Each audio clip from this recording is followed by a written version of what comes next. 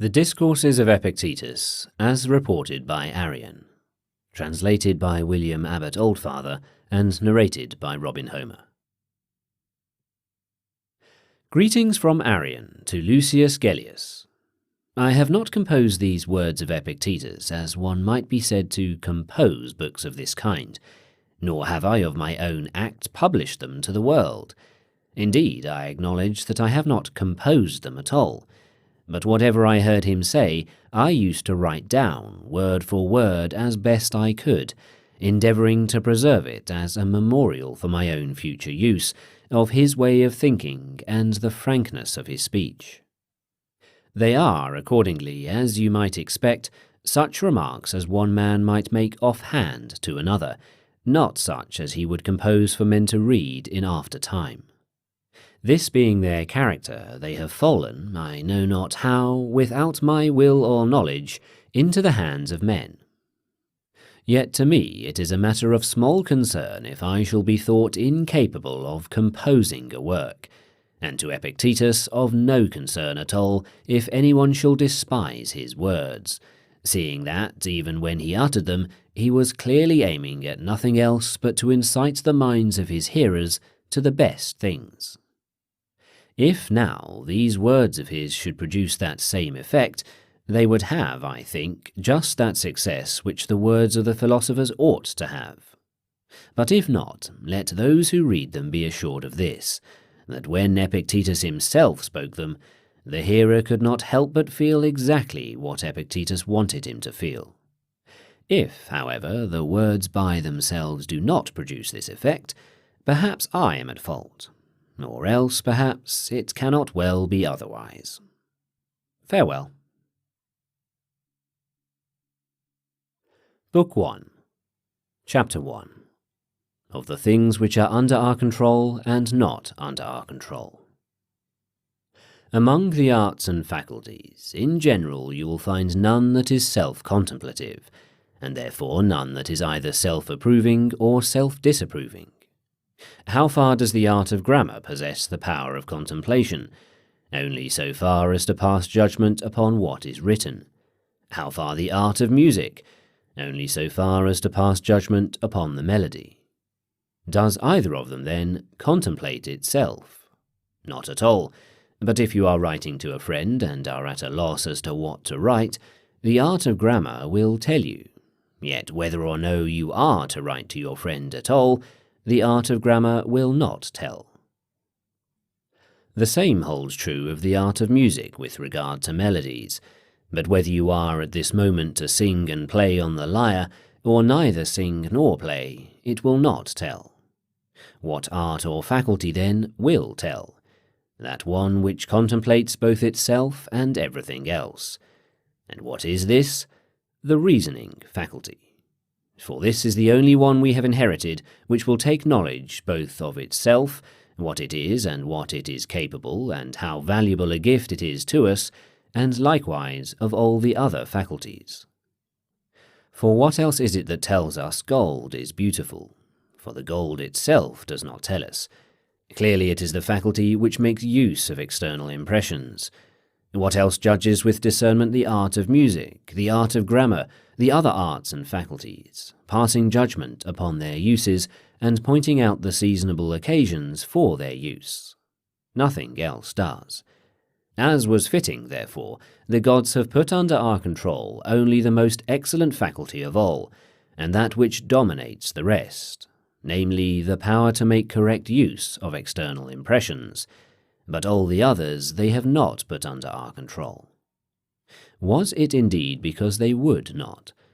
I, for one, think that had they been able, they would have entrusted us with the others also, but they were quite unable to do that. For since we are upon earth and trammelled by an earthy body, and by earthy associates, how was it possible that, in respect of them, we should not be hampered by external things? But what says Zeus? Epictetus, had it been possible, I should have made both this paltry body and this small estate of thine free and unhampered. But as it is, let it not escape thee, this body is not thine own, but only clay, cunningly compounded. Yet since I could not give thee this, we have given thee a certain portion of ourself, this faculty of choice and refusal, of desire and aversion, or, in a word, the faculty which makes use of external impressions. If thou care for this, and placed all that thou hast therein, thou shalt never be thwarted, never hampered, shalt not groan, shalt not blame, shalt not flatter any man. What, then?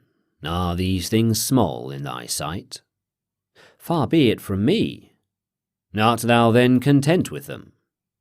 I pray the gods I may be. But now, although it is in our power to care for one thing only, and devote ourselves to but one, we choose rather to care for many things, and to be tied fast to many, even to our body and our estate, and brother and friend, and child and slave. Wherefore, being tied fast to many things, we are burdened and dragged down by them. That is why, if the weather keeps us from sailing, we sit down and fidget, and keep constantly peering about. What wind is blowing? We ask. Boreas.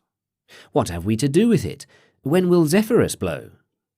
When it pleases, good sir, or rather when Aeolus pleases. For God has not made you steward of the winds, but Aeolus. What then? We must make the best of what is under our control, and take the rest as its nature is. How then is its nature? As God wills. Must I then be the only one to be beheaded now? Why did you want everybody to be beheaded for your consolation? Are you not willing to stretch out your neck, as did a certain Lateranus at Rome, when Nero ordered him to be beheaded? For he stretched out his neck and received the blow, but as it was a feeble one, he shrank back for an instant, and then stretched out his neck again.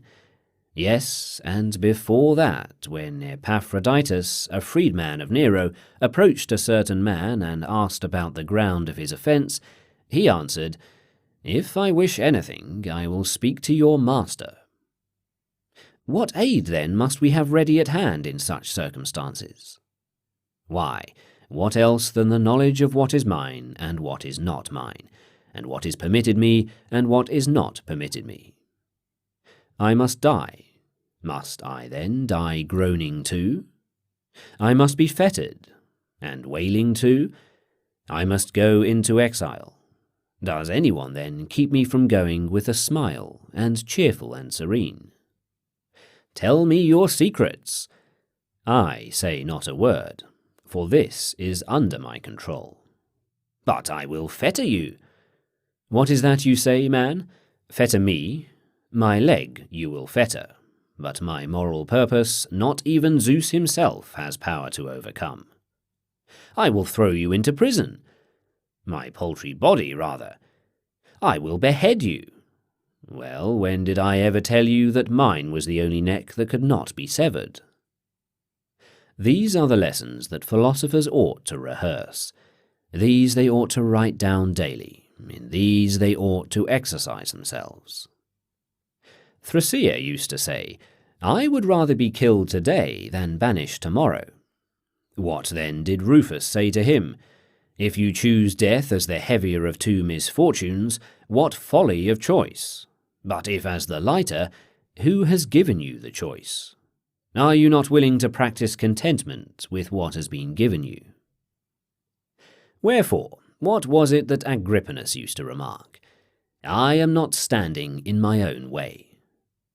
Word was brought to him, your case is being tried in the Senate. Good luck betide, but it is the 5th hour now. Let us be off and take our exercise. He was in the habit of taking his exercise and then a cold bath at that hour. After he had finished his exercise, someone came and told him, You have been condemned. To exile, says he, or to death? To exile. What about my property? It has not been confiscated. Well then, let us go to Africa and take our lunch there. This is what it means to have rehearsed the lessons one ought to rehearse, to have set desire and aversion free from every hindrance and made them proof against chance. I must die. If forthwith I die, and if a little later, I will take my lunch now, since the hour for lunch has come, and afterwards I will die at the appointed time. How? As becomes the man who is giving back that which was another's. Chapter 2. How may a man preserve his proper character upon every occasion? To the rational being, only the irrational is unendurable, but the rational is endurable. Blows are not by nature unendurable. How so? Observe how. Lacedaemonians take a scourging once they have learned that it is rational. But is it not unendurable to be hanged? Hardly. At all events, whenever a man feels that it is rational, he goes and hangs himself. In short, if we observe, we shall find mankind distressed by nothing so much as by the irrational, and again attracted to nothing so much as to the rational. Now it so happens that the rational and irrational are different for different persons, precisely as good and evil, and the profitable and the unprofitable are different for different persons. It is for this reason especially that we need education, so as to learn how, in conformity with nature, to adapt to specific instances our preconceived idea of what is rational and what is irrational. But for determining the rational and the irrational, we employ not only our estimates of the value of external things, but also the criterion of that which is in keeping with one's own character. For to one man it is reasonable to hold a chamber pot for another, since he considers only that, if he does not hold it, he will get a beating and will not get food, whereas if he does hold it, nothing harsh or painful will be done to him. But some other man feels that it is not merely unendurable to hold such a pot himself, but even to tolerate another's doing so. If you ask me then, shall I hold the pot or not, I will tell you that to get food is of greater value than not to get it, and to be flayed is of greater detriment than not to be, so that if you measure your interests by these standards, go and hold the pot. Yes, but it would be unworthy of me. That is an additional consideration, which you and not I must introduce into the question, for you are the one that knows yourself, how much you are worth in your own eyes, and at what price you sell yourself. For different men sell themselves at different prices. Wherefore, when Florus was debating whether he should enter Nero's festival so as to make some personal contribution to it, Agrippinus said to him, "Enter." And when Florus asked, "Why do you not enter yourself?" he replied, "I? Why, I do not even raise the question." For when a man once stoops to the consideration of such questions, I mean to estimating the value of externals, and calculates them one by one, he comes very close to those who have forgotten their own proper character. Come, what is this you ask me? Is death or life preferable? I answer life. Pain or pleasure? I answer pleasure. But unless I take part in the tragedy, I shall be beheaded. Go, then, and take part, but I will not take a part. Why not? Because you regard yourself as but a single thread of all that goes to make up the garment. What follows, then? This, that you ought to take thought how you may resemble all other men, precisely as even the single thread wants to have no point of superiority in comparison with the other threads. But I want to be the purple, that small and brilliant portion which causes the rest to appear comely and beautiful. Why then do you say to me, "Be like the majority of people"? And if I do that, how shall I any longer be the purple? This is what Helvidius Priscus also saw, and, having seen, did. When Vespasian sent him word not to attend a meeting of the Senate, he answered, "It is in your power not to allow me to be a member of the Senate, but so long as I am one, I must attend its meetings."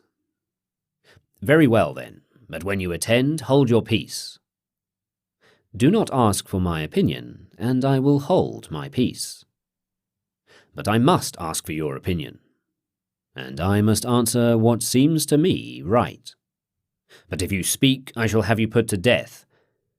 Well, when did I ever tell you that I was immortal? You will do your part, and I mine. It is yours to put me to death, mine to die without a tremor, yours to banish, mine to leave without sorrow. What good, then, did Priscus do, who was but a single individual? And what good does the purple do the mantle? What else than that it stands out conspicuous in it as purple, and is displayed as a goodly example to the rest? But had Caesar told another man in such circumstances not to attend the meetings of the Senate, he would have said, "I thank you for excusing me." A man like that Caesar would not even have tried to keep from attending, but would have known that he would either sit like a jug, or, if he spoke, would say what he knew Caesar wanted said, and would pile up any amount more on the top of it.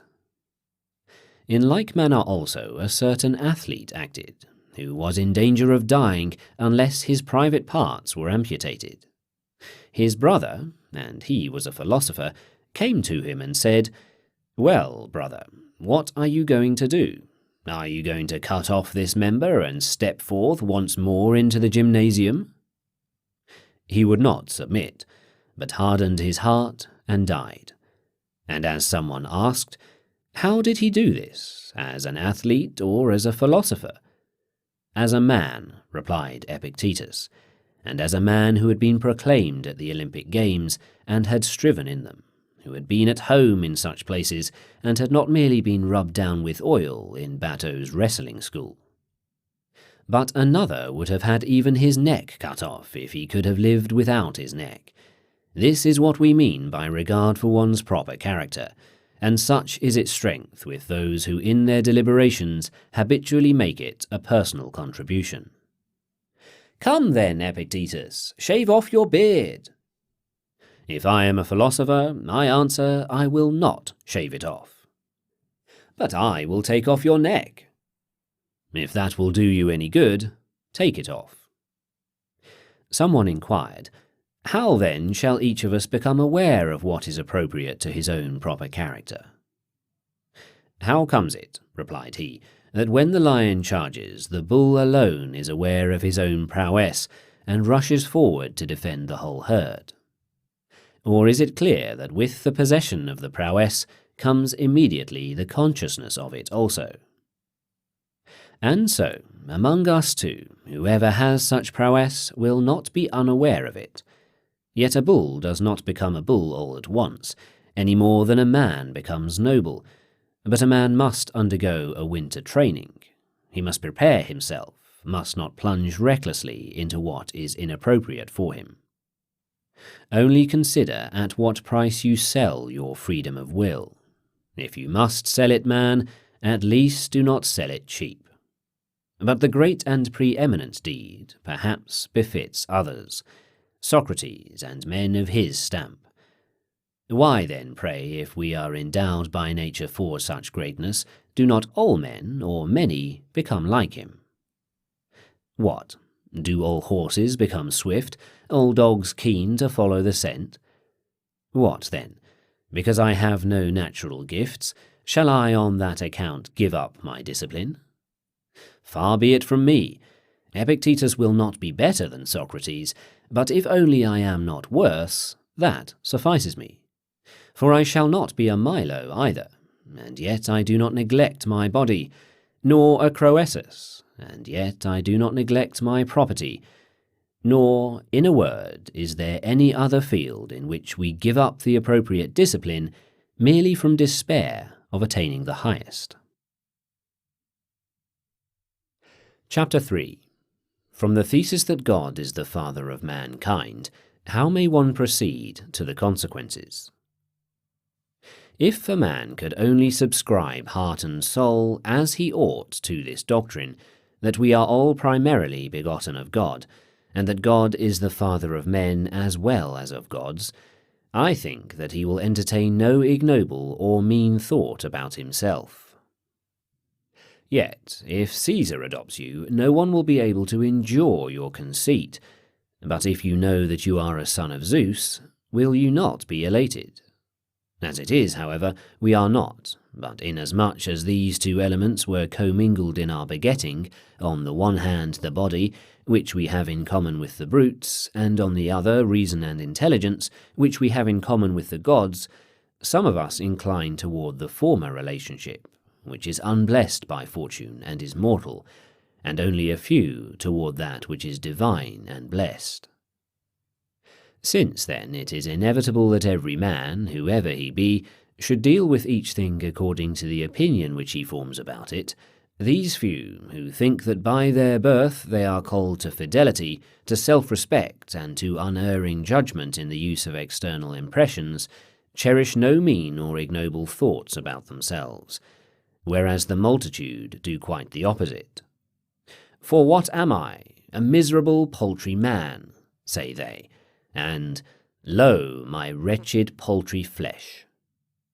Wretched indeed, but you also have something better than your paltry flesh. Why then abandon that and cleave to this? It is because of this kinship with the flesh that those of us who incline toward it become like wolves, faithless and treacherous and hurtful, and others like lions, wild and savage and untamed. But most of us become foxes, that is to say, rascals of the animal kingdom. For what else is a slanderous and malicious man but a fox, or something even more rascally and degraded? Take heed, therefore, and beware that you become not one of these rascally creatures. Chapter 4. Of Progress. He who is making progress, having learned of the philosophers that desire is for things good, and aversion is toward things evil, and having also learned that serenity and calm are not attained by a man, save as he succeeds in securing the objects of desire, and as he avoids encountering the objects of aversion, such a one has utterly excluded desire from himself, or else has deferred it to another time, and feels aversion only toward the things which involve freedom of choice.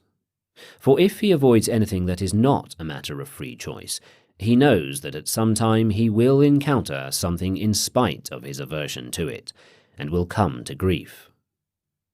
Now if it is virtue that holds out the promise thus to create happiness and calm and serenity, then assuredly progress toward virtue is progress toward each of these states of mind. For it is always true that whatsoever the goal toward which perfection in anything definitely leads, progress is an approach thereto.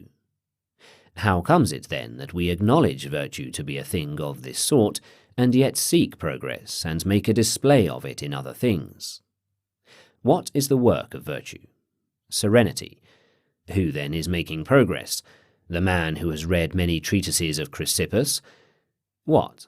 Is virtue no more than this, to have gained a knowledge of Chrysippus?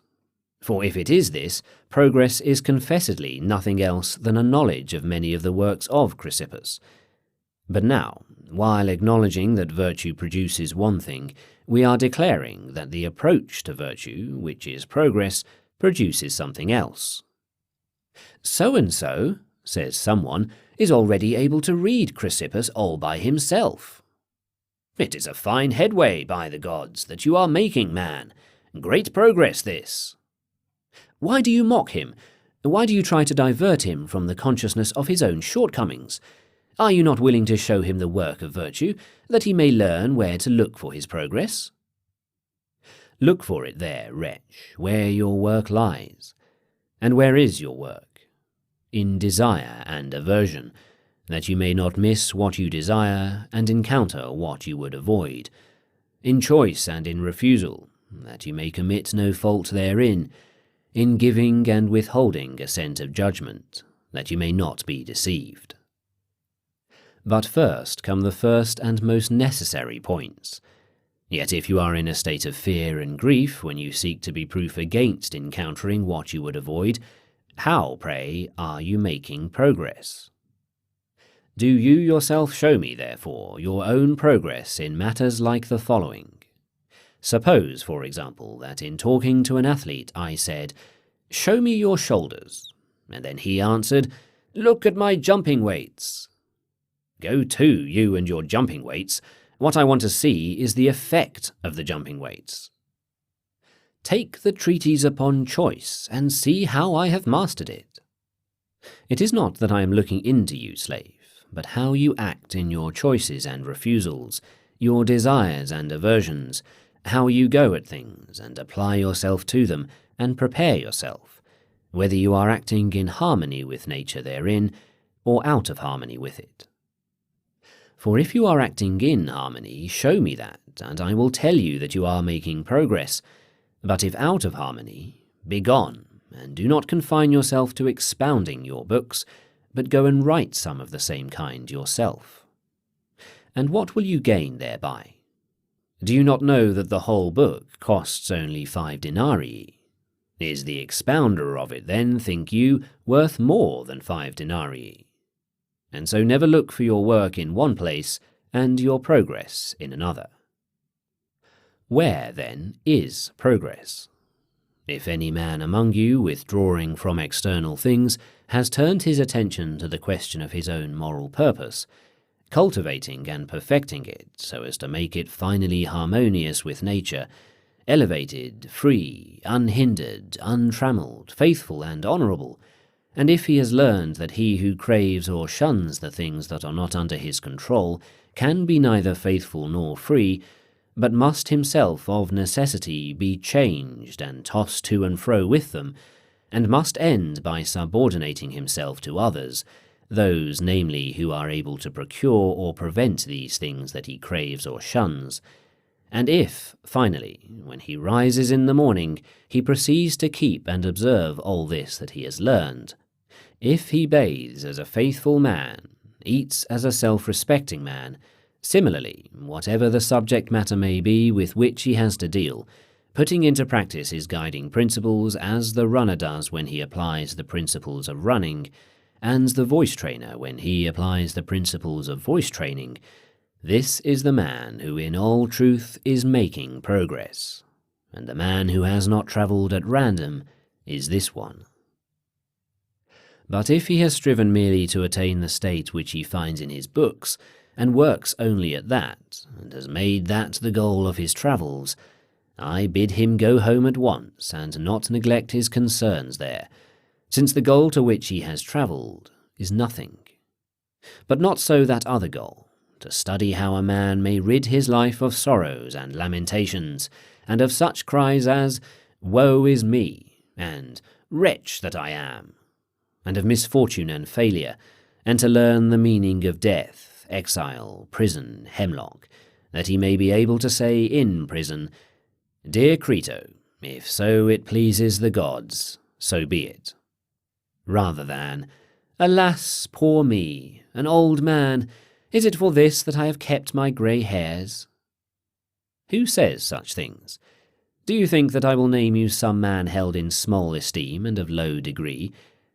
Does not Priam say it? Does not Oedipus? Nay, more, all kings say it. For what are tragedies but the portrayal in tragic verse of the sufferings of men who have admired things external? If indeed one had to be deceived into learning that among things external and independent of our free choice none concerns us, I, for my part, should consent to a deception which would result in my living thereafter serenely and without turmoil. But as for you, you will yourselves see to your own preference. What, then, does Chrysippus furnish us? That you may know, he says, that these things are not faults from which serenity arises and tranquillity comes to us. Take my books, and you shall know how comfortable and harmonious with nature are the things which render me tranquil. Oh, the great good fortune! Oh, the great benefactor who points the way! To Triptolemus, indeed, all men have established shrines and altars, because he gave us as food the fruits of cultivation. But to him who has discovered and brought to light and imparted to all men the truth which deals not with mere life, but with a good life, who among you has for that set up an altar in his honour, or dedicated a temple or a statue, or bows down to God in gratitude for him? But because the gods have given us the vine or wheat, for that do we make sacrifice. And yet because they have brought forth such a fruit in a human mind, whereby they propose to show us the truth touching happiness, shall we fail to render thanks unto God for this? Chapter 5. Against the Academics.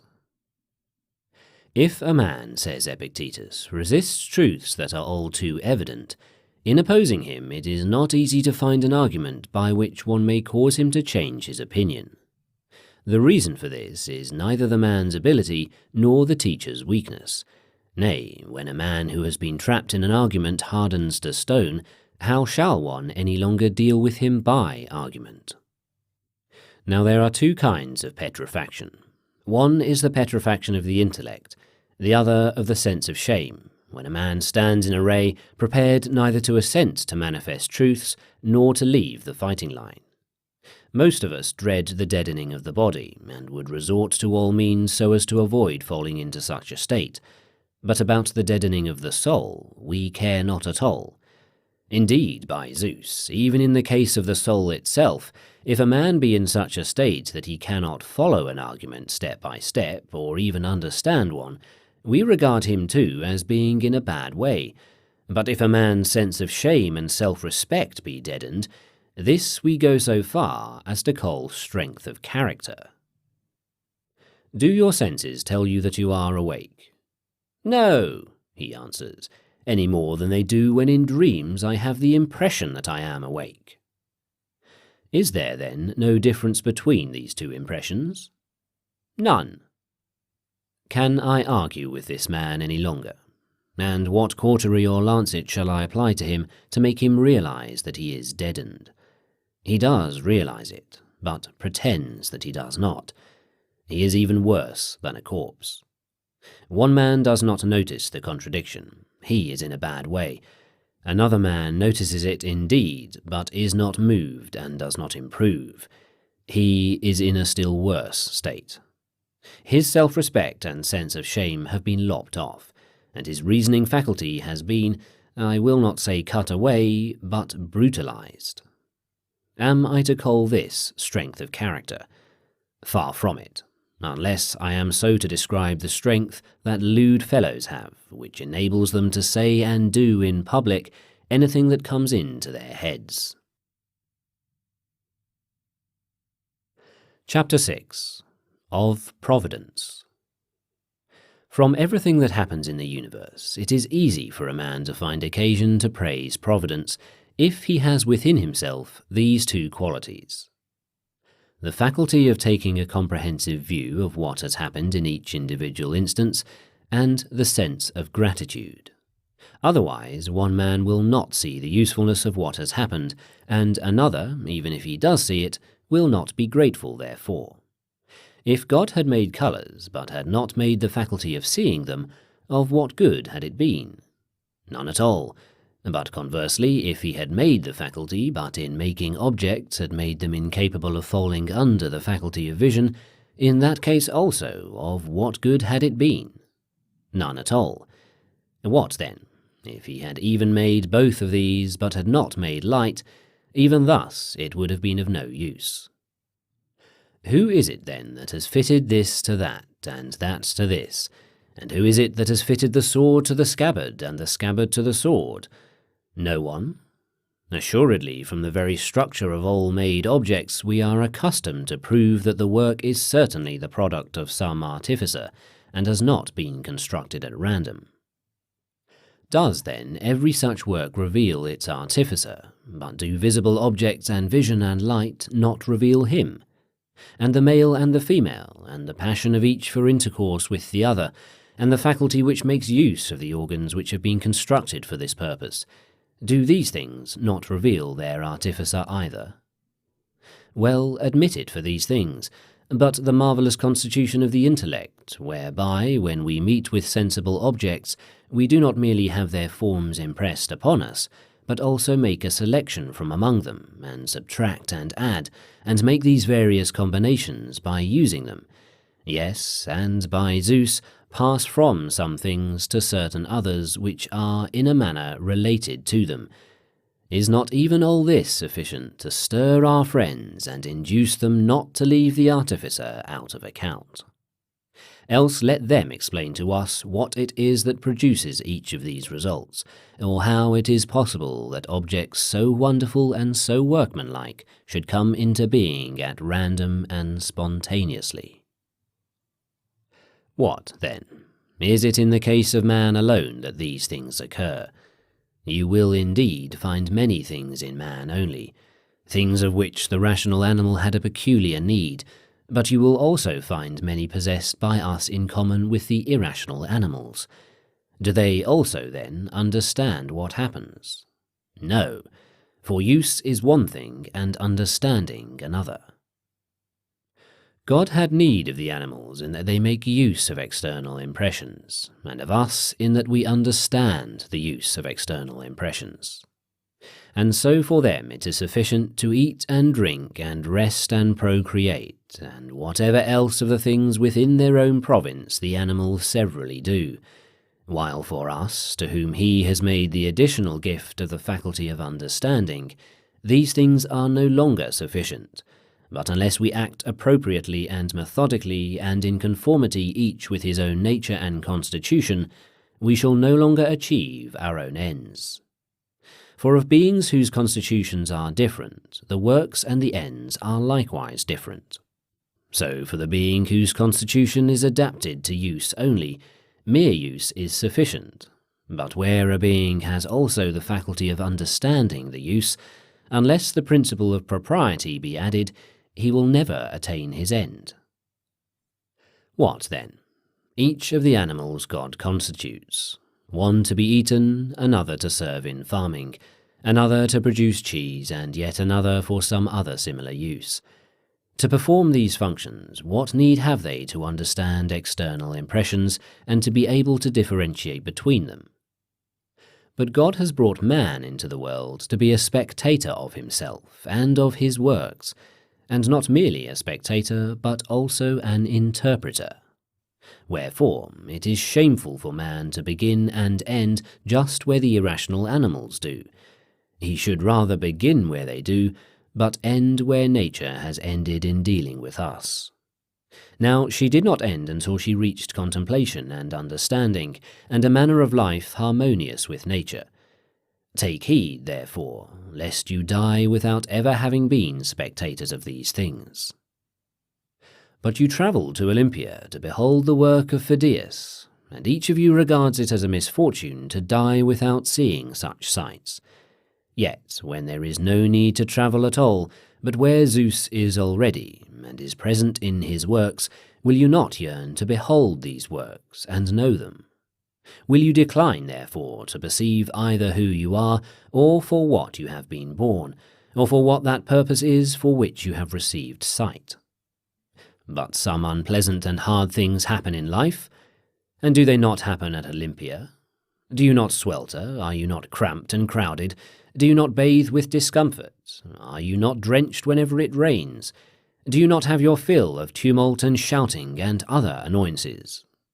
But I fancy that you hear and endure all this by balancing it off against the memorable character of the spectacle. Come, have you not received faculties that enable you to bear whatever happens? Have you not received magnanimity? Have you not received courage? Have you not received endurance? And what care I longer for anything that may happen, if I be magnanimous? What shall perturb me, or trouble me, or seem grievous to me?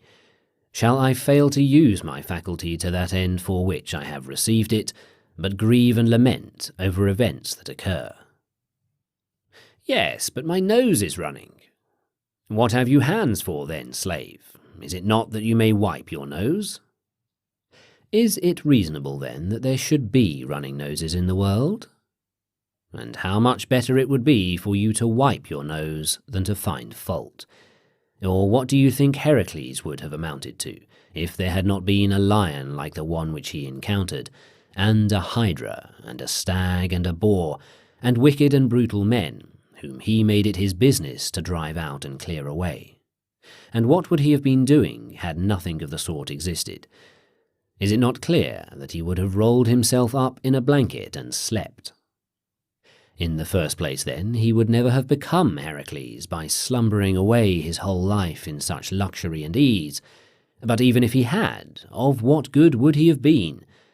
What would have been the use of those arms of his, and his prowess in general, and his steadfastness and nobility, had not such circumstances and occasions roused and exercised him? What, then? Ought he to have prepared these things for himself, and sought to bring a lion into his own country from somewhere or other, and a boar and a hydra?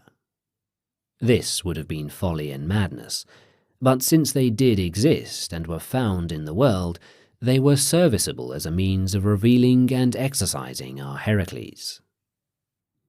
Come then, do you also, now that you are aware of these things, contemplate the faculties which you have, and after contemplating say, Bring now, O Zeus, what difficulty thou wilt, for I have an equipment given to me by thee, and resources wherewith to distinguish myself by making use of the things that come to pass. But no, you sit trembling for fear something will happen, and lamenting and grieving and groaning about the things that are happening. And then you blame the gods, for what else can be the consequence of so ignoble a spirit but sheer impiety? And yet God has not merely given us these faculties to enable us to bear all that happens without being degraded or crushed thereby, but, as became a good king and in very truth a father, he has given them to us free from all restraint, compulsion, hindrance. He has put the whole matter under our control without reserving even for himself any power to prevent or hinder. Although you have these faculties free and entirely your own, you do not use them, nor do you realize what gifts you have received and from whom, but you sit sorrowing and groaning, some of you blinded toward the giver himself and not even acknowledging your benefactor.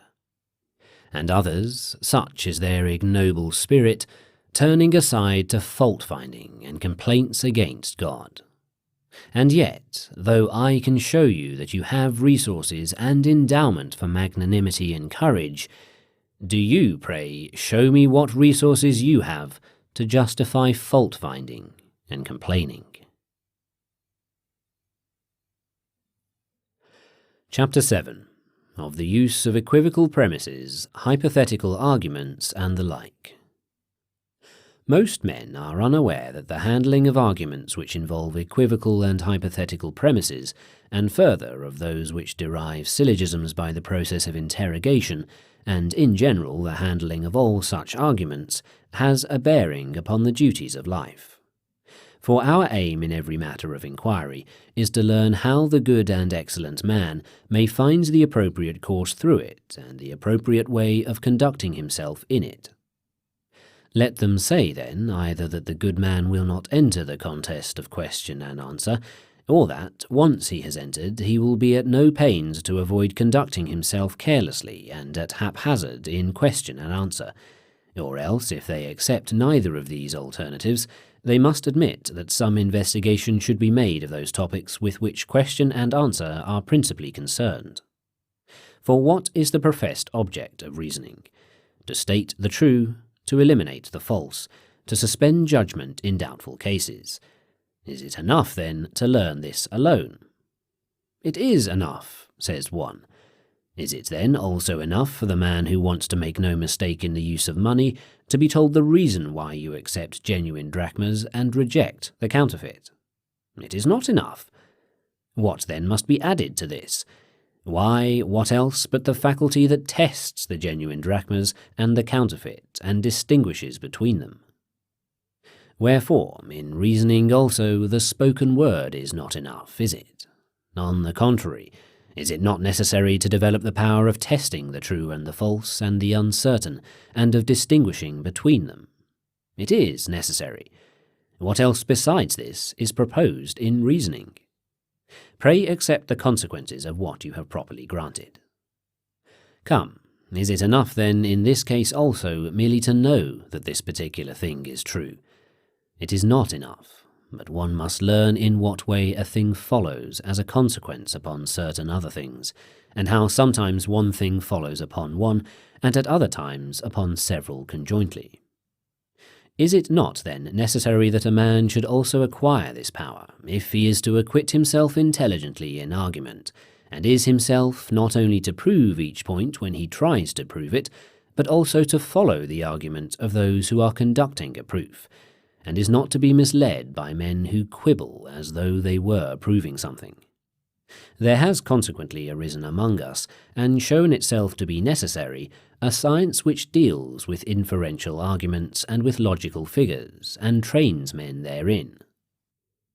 But of course there are times when we have with sound reasoning granted the premises, and the inference from them is so-and-so, and in spite of its being false, it is none the less the inference. What then should I do? Accept the fallacy? And how is that possible? Well, should I say, it was not sound reasoning for me to grant the premises? Nay, but this is not permissible either. Or, this does not follow from what has been granted. But that is not permissible either. What then must be done in these circumstances? Is it not this, that the fact of having borrowed is not enough to prove that one is still in debt, but we must add the circumstance that one abides by the loan, that is, has not paid it, and just so our having once granted the premises is not enough to compel us to accept the inference, but we must abide by our acceptance of the premises. And what is more, if the premises remain until the end what they were when they were granted, there is every necessity for us to abide by our acceptance of them, and to allow the conclusion that has been drawn from them. For, from our point of view, and to our way of thinking, this inference does not now result from the premises, since we have withdrawn from our previous assent to the premises. It is necessary, therefore, to inquire into premises of this kind, and into such change and equivocal modification of them, whereby at the very moment the question is put, or the answer made, or the deduction drawn, or at some other similar stage in the argument, the premises take on modified meanings, and give occasion to the unthinking to be disconcerted, if they do not see what follows in consequence. Why is it necessary? In order that in this matter we may not behave unsuitably, nor at haphazard, nor confusedly. And the same holds true of hypotheses and hypothetical arguments, for it is necessary at times to postulate some hypothesis as a sort of stepping stone for the subsequent argument. Are we therefore to grant any and every hypothesis that is proposed, or not every one?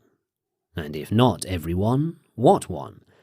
And when a man has granted a hypothesis, must he abide for ever by it and maintain it? Or are there times when he should abandon it and accept only the consequences which follow from it, without accepting those which are opposed to it? Yes, but someone says, if you once admit a hypothesis that involves a possibility, I will compel you to be drawn on to an impossibility. Shall the prudent man refuse to engage with this person, and avoid inquiry and discussion with him? Yet who but the prudent is capable of using argument and skill in question and answer, and, by Zeus, proof against deceit and sophistic fallacies? But shall he argue indeed, and then not take pains to avoid conducting himself recklessly and haphazard in argument? And if he does not, how will he any longer be the sort of man we think he is? But without some such exercise and preparation in formal reasoning, how will he be able to maintain the continuity of the argument? Let them show that he will be able, and all these speculations become mere superfluity. They were absurd and inconsistent with our preconception of the good man. Why are we still indolent and easy-going and sluggish? seeking excuses whereby we may avoid toiling or even late hours, as we try to perfect our own reason. If, then, I err in these matters, I have not murdered my own father, have I? Slave, pray where was there in this case a father for you to murder? What then have you done, you ask? You have committed what was the only possible error in the matter. Indeed, this is the very remark I made to Rufus when he censured me for not discovering the one omission in a certain syllogism. Well, said I, it isn't as bad as if I had burned down the Capitol. But he answered, Slave, the omission here is the Capitol. Or are there no other errors than setting fire to the Capitol and murdering one's father? But to make a reckless and foolish and haphazard use of the external impressions that come to one, to fail to follow an argument or demonstration or sophism, in a word, to fail to see in question and answer what is consistent with one's position or inconsistent, is none of these things an error? Chapter 8.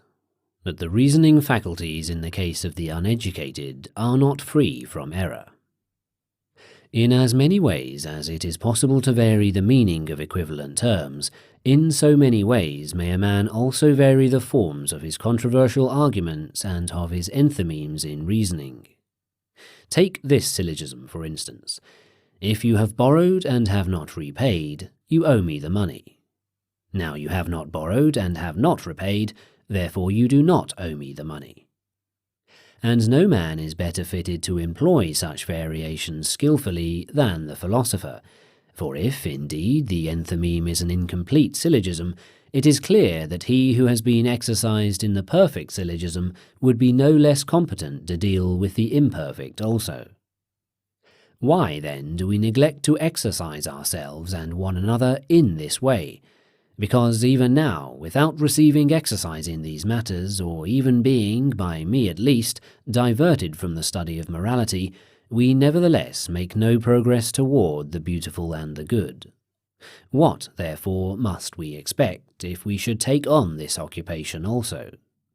And especially since it would not merely be an additional occupation to draw us away from those which are more necessary, but would also be an exceptional excuse for conceit and vanity. For great is the power of argumentation and persuasive reasoning, and especially if it should enjoy excessive exercise and receive likewise a certain additional ornament from language.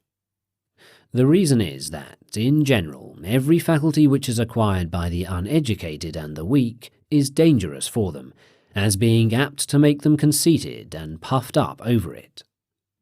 For by what device might one any longer persuade a young man who excels in these faculties to make them an appendage to himself, instead of his becoming an appendage to them?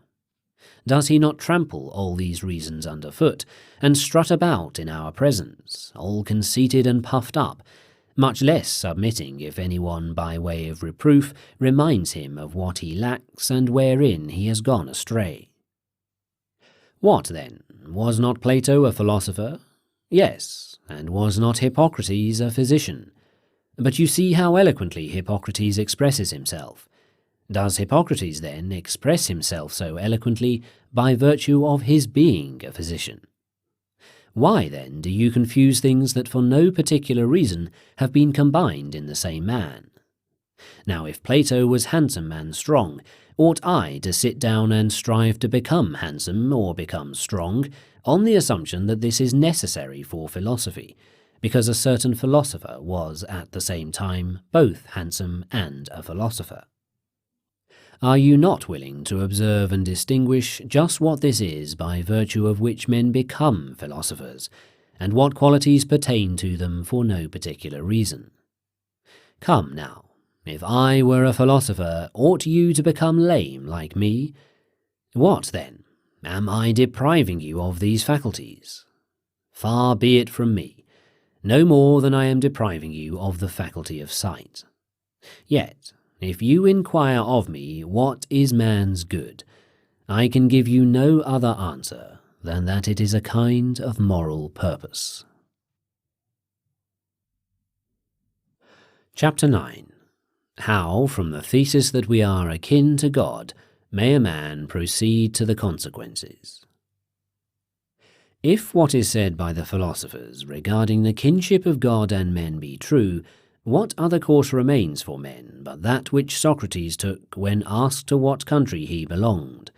Never to say, "I am an Athenian," or "I am a Corinthian," but "I am a citizen of the universe." For why do you say that you are an Athenian instead of mentioning merely that corner into which your paltry body was cast at birth? Or is it clear you take the place which is a higher degree of authority, and comprehends not merely that corner of yours, but also your family, and, in a word, the source from which your race has come, your ancestors down to yourself, and from some such entity call yourself Athenian or Corinthian?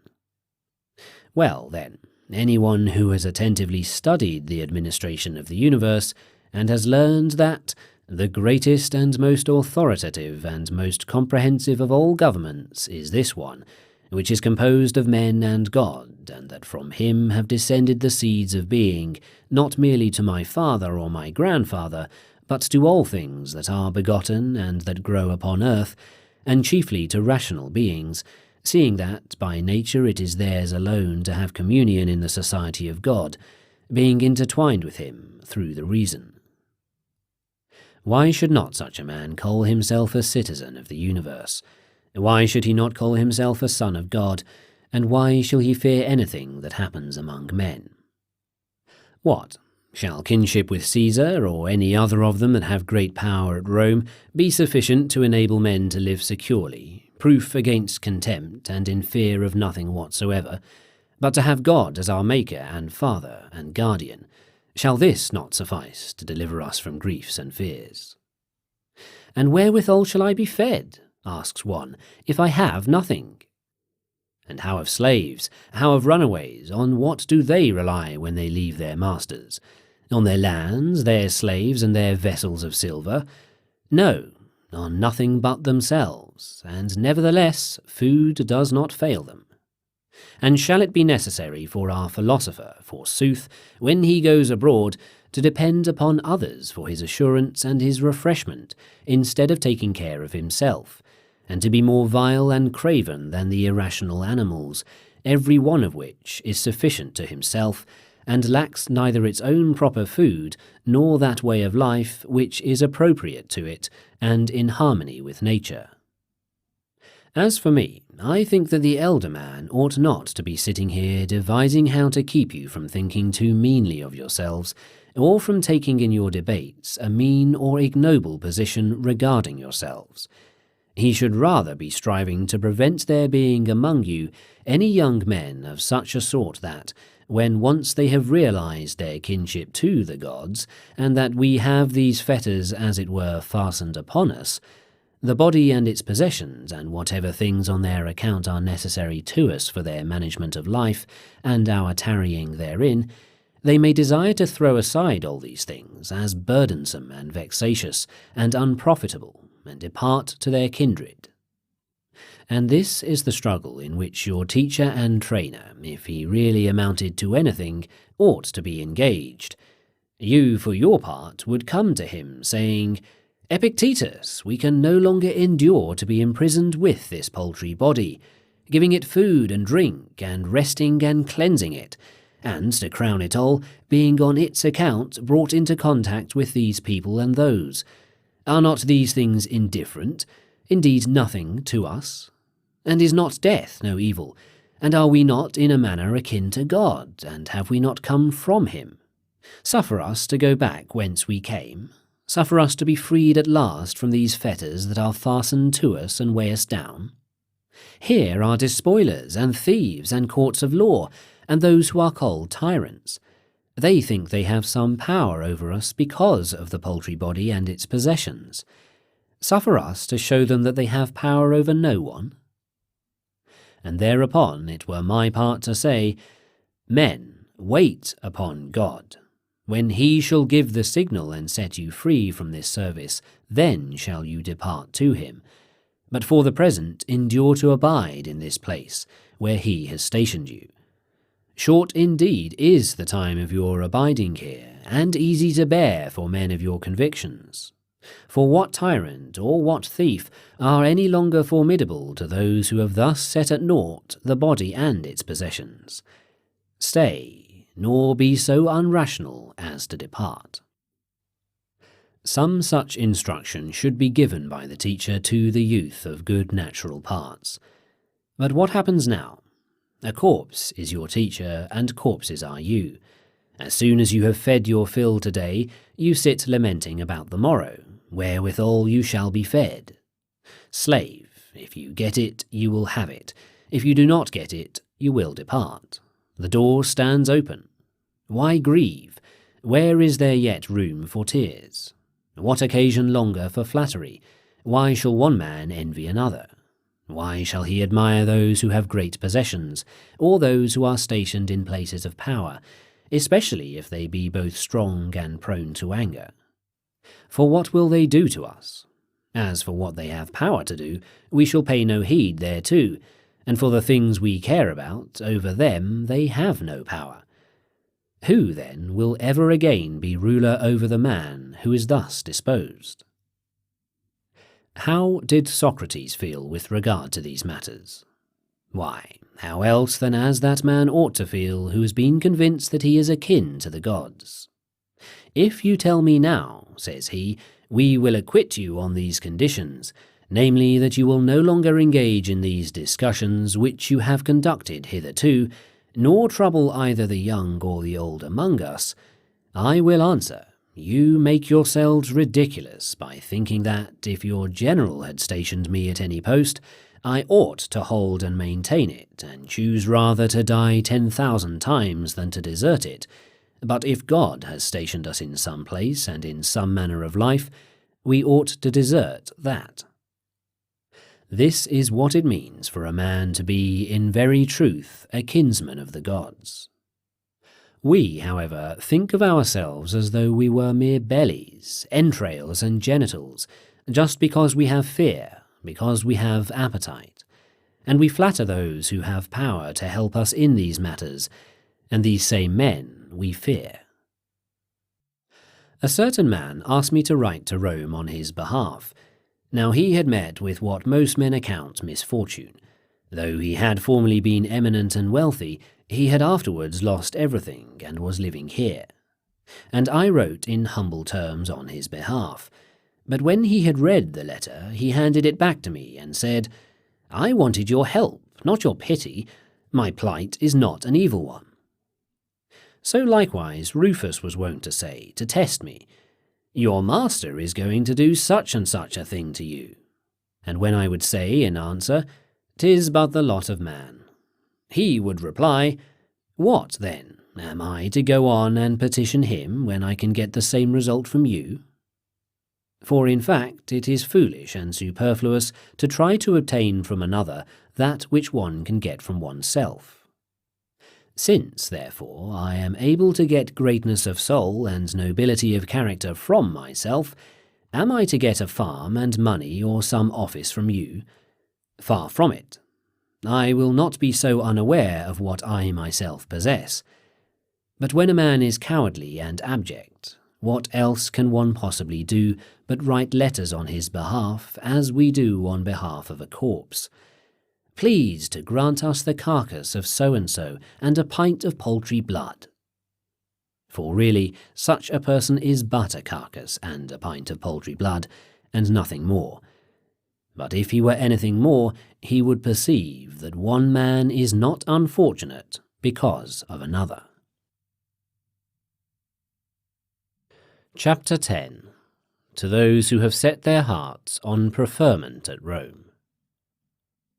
If we philosophers had applied ourselves to our own work as zealously as the old men at Rome have applied themselves to the matters on which they have set their hearts, perhaps we too should be accomplishing something.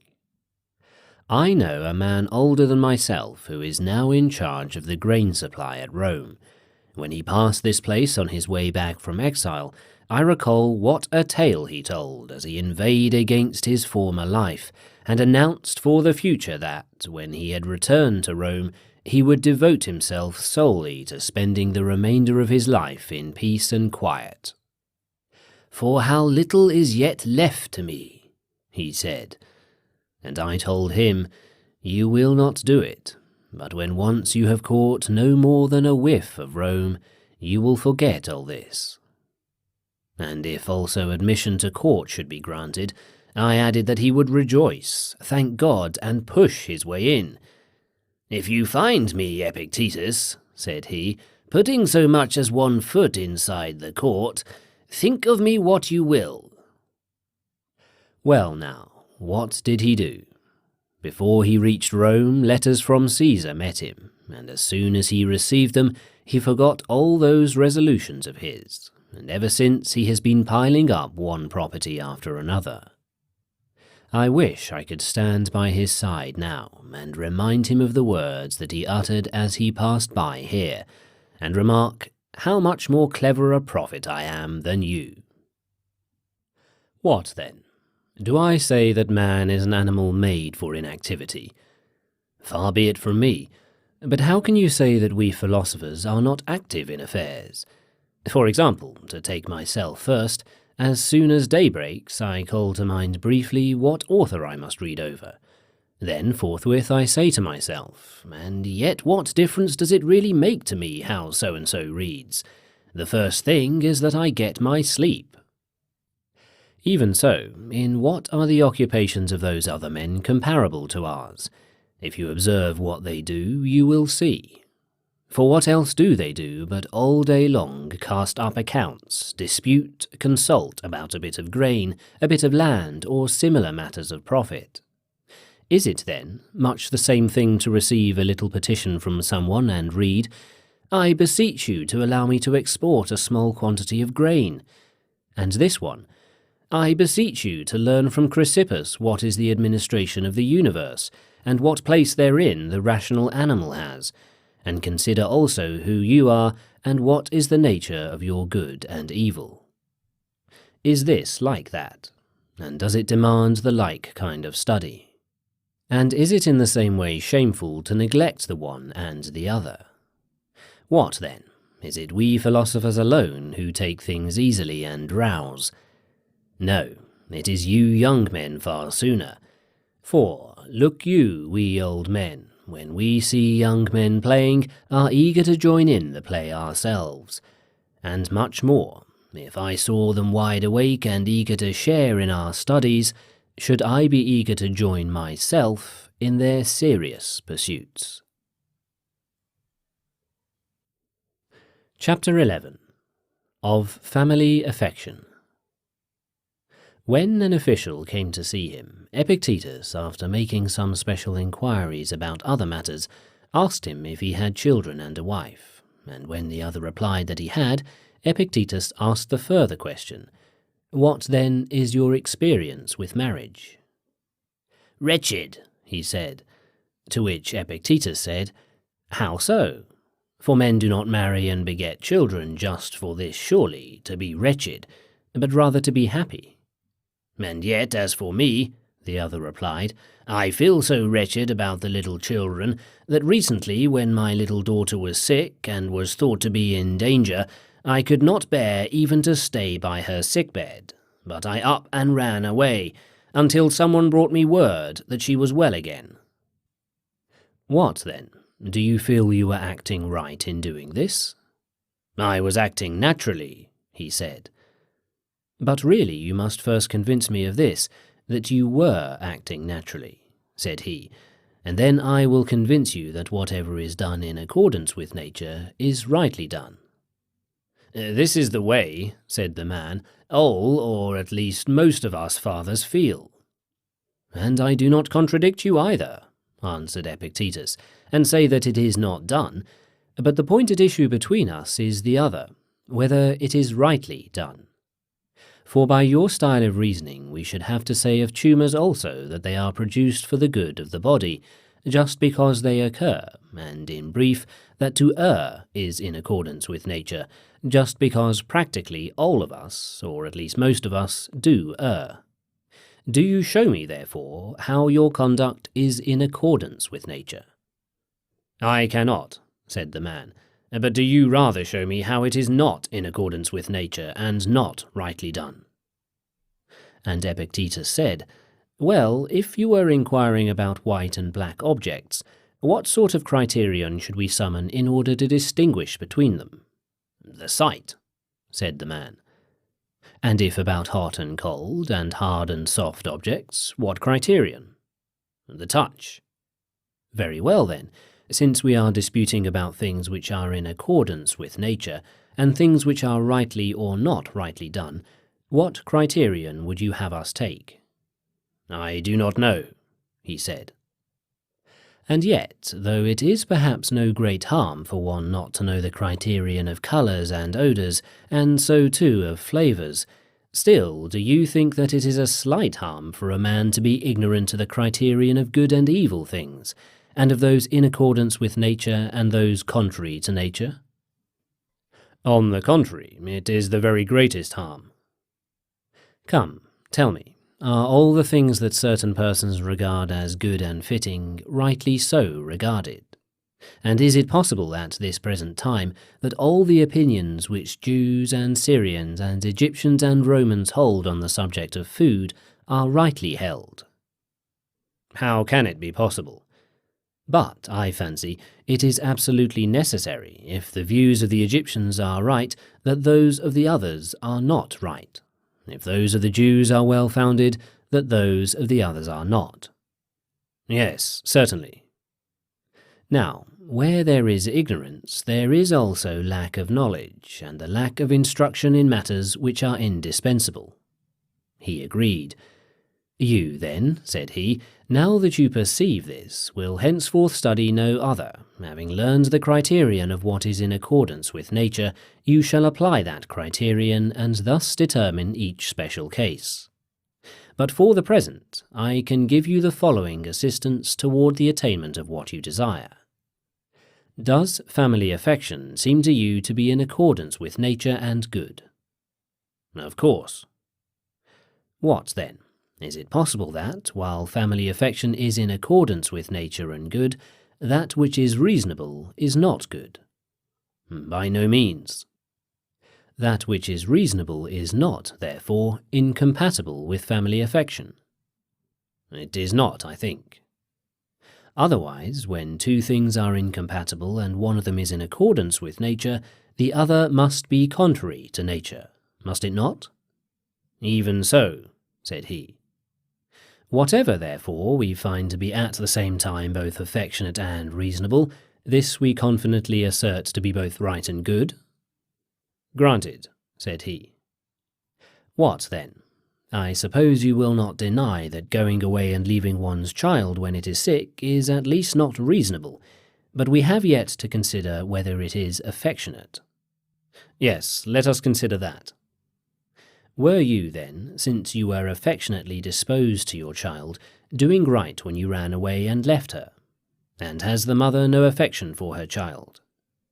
On the contrary, she has affection. Ought then the mother also to have left her child, or ought she not? She ought not. What of the nurse? Does she love her child? She does, he said. Ought then she also to have left her? By no means. What about the school attendant? Does not he love the child? He does. Ought then he also to have gone away and left her, so that the child would thus have been left alone and helpless because of the great affection of you, her parents, and of those in charge of her, or perhaps have died in the arms of those who neither loved her nor cared for her? Far from it. And yet, is it not unfair and unfeeling when a man thinks certain conduct fitting for himself because of his affection, that he should not allow the same to others who have as much affection as he has? That were absurd. Come, if it had been you who were sick, would you have wanted all your relatives, your children and your wife included, to show their affection in such a way that you would be left all alone and deserted by them? By no means. And would you pray to be so loved by your own that, because of their excessive affection, you would always be left alone in sickness? Or would you, so far as this is concerned, have prayed to be loved by your enemies rather, if that were possible, so as to be left alone by them? And if this is what you would have prayed for, the only conclusion left us is that your conduct was, in the end, not an act of affection at all. What, then? Was the motive nothing at all which actuated you and induced you to leave your child? And how can that be? But it was a motive like that which impelled a certain man in Rome to cover his head when the horse which he backed was running, and then, when it won unexpectedly, they had to apply sponges to him to revive him from his faint. What motive then is this? The scientific explanation, perhaps, is not in place now, but it is enough for us to be convinced that, if what the philosophers say is sound, we ought not to look for the motive anywhere outside of ourselves, but that in all cases it is one and the same thing that is the cause of our doing a thing or of our not doing it, of our saying things or of our not saying them, of our being elated or of our being cast down, of our avoiding things or of our pursuing them, the very thing indeed which has even now become a cause of my action and of yours in coming to me and sitting here now listening, mine in saying these things. And what is that? Is it indeed anything else than that we wanted to do this? Nothing else. And supposing that we had wanted to do something else, what else would we be doing than that which we wanted to do? Surely then, in the case of Achilles also, it was this that was the cause of his grief, not the death of Patroclus, but that he wanted to grieve. For other men do not act this way when their comrades die. And in your case the other day, the cause of your running away was just that you wanted to do so. And another time, if you stay with her, it will be because you wanted to stay. And now you are going back to Rome, because you want to do so, and if you change your mind and want something else, you will not go. And, in brief, it is neither death nor exile, nor toil, nor any such thing that is the cause of our doing, or of our not doing, anything but only our opinions and the decisions of our will. Do I convince you of this or not? You convince me, said he. Of such sort, then, as are the causes in each case, such likewise are the effects. Very well, then, whenever we do anything wrongly from this day forth, we shall ascribe to this action no other cause than the decision of our will which led us to do it, and we shall endeavour to destroy and excise that cause more earnestly than we try to destroy and excise from the body its tumours and abscesses. And in the same way we shall declare the same thing to be the cause of our good actions, and we shall no longer blame either slave or neighbour or wife or children as being the causes of any evils to us, since we are persuaded that, unless we decide that things are thus and so, we do not perform the corresponding actions, and of our decision, for or against something, we ourselves, and not things outside of ourselves, are the masters. It is so, he said. From this very day, therefore, the thing whose nature or condition we shall investigate and examine will be neither our farm, nor our slaves, nor our horses, nor our dogs, but only the decisions of our will. I hope so, he said. You see, then, that it is necessary for you to become a frequenter of the schools, that animal at which all men laugh, if you really desire to make an examination of the decisions of your own will, and that this is not the work of a single hour or day, you know as well as I do. Chapter 12. Of Contentment. Concerning gods, there are some who say that the divine does not so much as exist, and others that it exists indeed, but is inactive and indifferent, and takes forethought for nothing, and a third set that it exists and takes forethought, though only for great and heavenly things, and in no case for terrestrial things, And a fourth said that it also takes forethought for things terrestrial and the affairs of men, but only in a general way, and not for the individual in particular. And a fifth set, to which Odysseus and Socrates belonged, who say, "Nor when I move am I concealed from thee." We must, therefore, first of all inquire about each of these statements to see whether it is sound or not sound. For if gods do not exist, how can it be an end to follow the gods?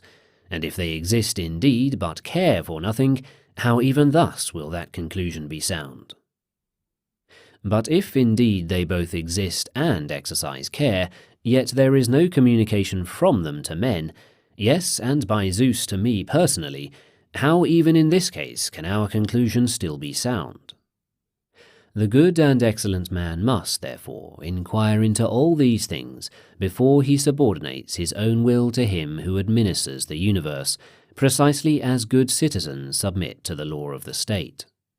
And he that is being instructed ought to come to his instruction with this aim: how may I follow the gods in everything, and how may I be acceptable to the divine administration, and how may I become free? Since he is free for whom all things happen according to his moral purpose, and whom none can restrain. What, then? Is freedom insanity? Far from it, for madness and freedom are not consistent with one another. But I would have that which seems best to me happen in every case, no matter how it comes to seem so. You are mad, you are beside yourself. Do you not know that freedom is a noble and precious thing?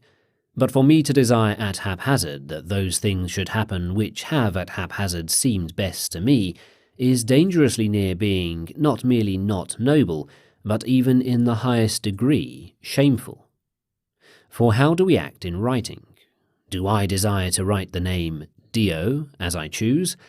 No, but I am taught to desire to write it as it ought to be written. What do we do in music? The same. And what in general, where there is any art or science? The same. Otherwise, knowledge of anything would be useless, if it were accommodated to every individual's whims. Is it, then, only in this matter of freedom, the greatest and indeed the highest of all, that I am permitted to desire at haphazard? By no means, but instruction consists precisely in learning to desire each thing exactly as it happens. And how do they happen? As he that ordains them has ordained, and he has ordained that there be summer and winter, and abundance and dearth, and virtue and vice, and all such opposites, for the harmony of the whole. And he has given each of us a body, and members of the body, and property and companions. Mindful, therefore, of this ordaining, we should go to receive instruction not in order to change the constitution of things, for this is neither vouchsafed us nor is it better than it should be, but in order that, things about us being as they are and as their nature is, we may, for our own part, keep our wills in harmony with what happens. For, look you, can we escape from men? And how is it possible? But can we, if they associate with us, change them? And who vouchsafes us that power? What alternative remains then, or what method can we find for living with them? Some such method as that, while they will act as seems best to them, we shall none the less be in a state conformable to nature. But you are impatient and peevish, and if you are alone you call it a solitude, but if you are in the company of men, you call them schemers and brigands, and you find fault even with your own parents and children and brothers and neighbours. But you ought, when staying alone, to call that peace and freedom, and to look upon yourself as like the gods, and when you are in the company of many, you ought not to call that a mob, nor a tumult, nor a disgusting thing, but a feast and a festival, and so accept all things contentedly. What, then, is the punishment of those who do not accept? To be just as they are. Is one peevish because he is alone? Let him be in solitude. Is he peevish with his parents?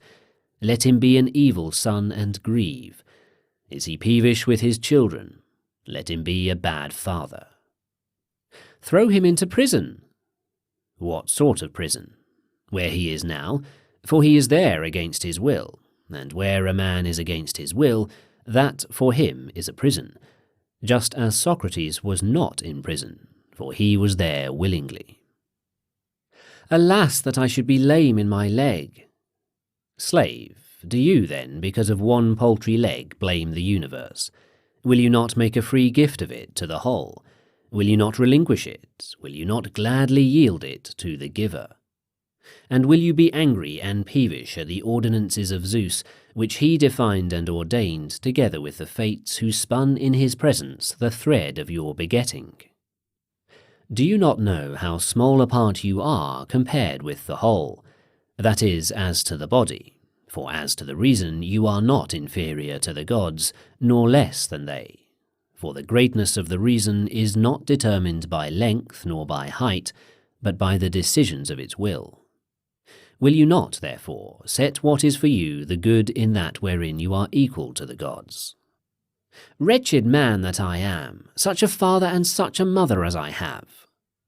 Well, was it permitted you to step forward and make selection, saying, Let such and such man have intercourse with such and such woman at this hour, that I may be born? It was not permitted you, but your parents had to exist first. Then you had to be born as you were born. Of what kind of parents? Of such as they were.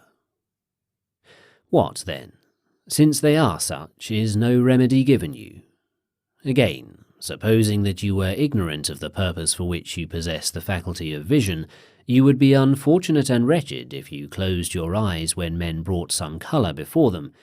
But in that you have greatness of mind and nobility for use for every one of the things that may happen to you, and you know it not, are you not yet more unfortunate and wretched? Things proportionate to the faculty which you possess are brought before you, but you turn that faculty away at the very moment when you ought to keep it wide open and discerning. Do you not rather render thanks to the gods that they have allowed you to be superior to all the things that they did not put under your control, and have rendered you accountable only for that which is under your control? As for parents, the gods have released you from accountability. As for brothers, they have released you. As for body, they have released you. And for property, death, life. Well, for what have they made you accountable? For the only thing that is under your control, the proper use of impressions. Why, then, do you draw upon yourself that for which you are not responsible? This is to make trouble for yourself. Chapter 13. How may each several thing be done acceptably to the gods? Now when someone asked him how it is possible to eat acceptably to the gods, he said, If it is done justly and graciously and fairly and restrainedly and decently, is it not also done acceptably to the gods? And when you have asked for warm water, and the slave does not heed you, or if he does heed you, but brings in tepid water, or if he is not even to be found in the house, then to refrain from anger and not to explode, is not this acceptable to the gods? How then can a man bear with such persons? Slave, will you not bear with your own brother, who has Zeus as his progenitor, and is, as it were, a son born of the same seed as yourself, and of the same sowing from above? But if you have been stationed in a like position above others, will you forthwith set yourself up as a tyrant? Do you not remember what you are, and over whom you rule, that they are kinsmen, that they are brothers by nature, that they are the offspring of Zeus? But I have a deed of sale for them, and they have none for me. Do you see whither you bend your gaze, that it is to the earth, that it is to the pit, that it is to these wretched laws of ours, the laws of the dead, and that it is not to the laws of the gods that you look? Chapter 14. That the deity oversees all men. Now when someone asked him how a man could be convinced that each thing which he does is under the eye of God, he answered, Do you not think that all things are united in one, I do, said the other. Very well. Do you not think that what is on earth feels the influence of that which is in heaven? I do, he replied. For how else comes it that so regularly, as if from God's command, when he bids the plants flower, they flower, when he bids them put forth shoots, they put them forth, when he bids them bear fruit, they bear it, when to ripen, they ripen. When again he bids them drop their fruit, and let fall their leaves, and gather themselves together, and remain quiet, and take their rest, they remain quiet, and take their rest. And how else comes it that at the waxing and waning of the moon, and at the approach and recession of the sun, we see among the things that are on earth so great an alteration and change to the opposite? But are the plants and our own bodies so closely bound up with the universe, and do they so intimately share its affections, and is not the same much more true of our own souls? But if our souls are so bound up with God, and joined together with him as being parts and portions of his being, does not God perceive their every motion as being a motion of that which is his own and of one body with himself? And yet you have power to think about the divine dispensation, and about each several item among things divine, and at the same time also about human affairs, and you have the faculty of being moved by a myriad of matters at the same time, both in your senses and in your intelligence, and at the same time you assent to some, while you dissent from others, or suspend judgment about them. And you guard in your own soul so many impressions derived from so many and various matters, and on being moved by these impressions, your mind falls upon notions corresponding to the impressions first made, and so from a myriad of matters you derive and retain arts, one after the other, and memories. All this you do, and is God not able to oversee all things and be present with all and to have a certain communication from them all? Yet the sun is capable of illuminating so large a portion of the universe, and of leaving unilluminated only the small space which is no larger than can be covered by the shadow that the earth casts. And is he who has created the sun, which is but a small portion of himself in comparison with the whole, and causes it to revolve, is he not able to perceive all things? And yet, says one, I cannot follow all these things at one and the same time. But does anyone go so far as to tell you this, namely that you possess a faculty which is equal to that of Zeus? Yet nonetheless he has stationed by each man's side as guardian his particular genius, and has committed the man to his care, and that too a guardian who never sleeps, and is not to be beguiled. For to what other guardian, better and more careful, could he have committed each one of us? Wherefore, when you close the doors and make darkness within, remember never to say that you are alone, for you are not alone. Nay, God is within, and your own genius is within. And what need have they of light in order to see what you are doing? Yes, and to this God you also ought to swear allegiance, as the soldiers do to Caesar. They are but hirelings, yet they swear that they will put the safety of Caesar above everything. And shall you, indeed, who have been counted worthy of blessings so numerous and so great, be unwilling to swear, or, when you have sworn, to abide by your oath? And what shall you swear? Never to disobey under any circumstances, never to prefer charges, never to find fault with anything that God has given, never to let your will rebel when you have either to do or to suffer something that is inevitable. Can the oath of soldiers in any way be compared with this of ours? Out there men swear never to prefer another in honour above Caesar, but here we swear to prefer ourselves in honour above everything else. Chapter 15. What does philosophy profess? When someone consulted Epictetus as to how he could persuade his brother to cease being angry with him, he replied, "Philosophy does not profess to secure for man any external possession. Otherwise it would be undertaking something that lies outside its proper subject matter. For as wood is the material of the carpenter, bronze that of the statuary, just so each man's life is the subject matter of the art of living. Well, what about my brother's life? That again is the subject matter of his own art of living, but with respect to your art of living, it comes under the category of externals, like a farm, like health, like good repute. Philosophy promises none of these things, but rather, in every circumstance I will keep the governing principle in a state of accord with nature. Whose governing principle? His in whom I am. How then shall I keep my brother from being angry at me? Bring him to me, and I will tell him, but I have nothing to say to you on the subject of his anger. And when the man who was consulting him said, What I seek to know is this, how even if my brother refuses to be reconciled with me, I may yet be in accord with nature. Epictetus replied, Nothing great comes into being all at once. Why, not even the bunch of grapes or a fig.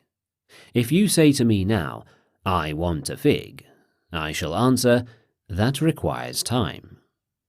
Let the tree blossom first, then put forth its fruit, and finally let the fruit ripen. Now, although the fruit of even a fig tree is not brought to perfection all at once and in a single hour, would you still seek to secure the fruit of a man's mind in so short a while and so easily? Do not expect it, not even if I should tell you so myself. Chapter 16. Of Providence.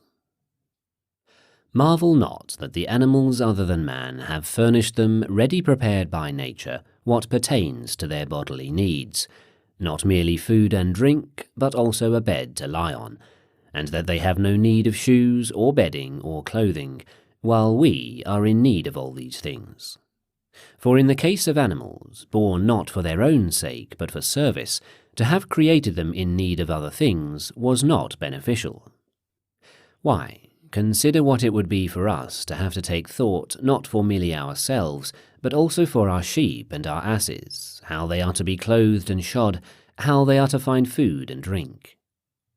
But just as soldiers appear before their general all ready for service, shod, clothed and armed, and it would be shocking if the colonel had to go around and equip his regiment with shoes or uniforms, so also nature has made animals, which are born for service, ready for use, equipped and in need of no further attention. Consequently, one small child with a rod can drive a flock of sheep. But as it is, we first forbear to give thanks for these beasts, because we do not have to bestow upon them the same care as we require for ourselves, and then proceed to complain against God on our own account. Yet, by Zeus and the gods, one single gift of nature would suffice to make a man who is reverent and grateful perceive the providence of God. Do not talk to me now of great matters. Take the mere fact that milk is produced from grass, and cheese from milk, and that wool grows from skin. Who is it that has created or devised these things? No one, somebody says. Oh, the depth of man's stupidity and shamelessness. Come, let us leave the chief works of nature, and consider merely what she does in passing. Can anything be more useless than the hairs on a chin? Well, what then? Has not nature even used these in the most suitable way possible? Has she not by these means distinguished between male and female? Does not the nature of each one of us cry aloud forthwith from afar, I am a man, on this understanding approach me, on this understanding talk with me, ask for nothing further, behold the signs. Again, in the case of women, just as nature has mingled in their voice a certain softer note, so likewise she has taken the hair from their chins. Not so, you say. On the contrary, the human animal ought to have been left without distinguishing features, and each of us ought to proclaim by word of mouth, I am a man. Nay, but how fair and becoming and dignified the sign is! How much more fair than the cock's comb! How much more magnificent than the lion's mane! Wherefore we ought to preserve the signs which God has given. We ought not to throw them away. We ought not, so far as in us lies, to confuse the sexes which have been distinguished in this fashion. Are these the only works of providence in us? Nay, what language is adequate to praise them all, or bring them home to our minds as they deserve? Why, if we had sense, ought we to be doing anything else, publicly and privately, than hymning and praising the deity and rehearsing his benefits? Ought we not, as we dig and plough and eat, to sing the hymn of praise to God? Great is God, that he hath furnished us these instruments wherewith we shall till the earth. Great is God, that he hath given us hands, and power to swallow, and a belly, and power to grow unconsciously, and to breathe while asleep. This is what we ought to sing on every occasion, and above all to sing the greatest and divinest hymn, that God has given us the faculty to comprehend these things, and to follow the path of reason. What then? Since most of you have become blind, ought there not to be someone to fulfill this office for you, and on behalf of all sing the hymn of praise to God? Why, what else can I, a lame old man, do but sing hymns to God? If indeed I were a nightingale, I should be singing as a nightingale, if a swan, as a swan. But as it is, I am a rational being, therefore I must be singing hymns of praise to God. This is my task. I do it, and will not desert this post, as long as it may be given me to fill it. And I exhort you to join me in this same song. Chapter 17. That the art of reasoning is indispensable.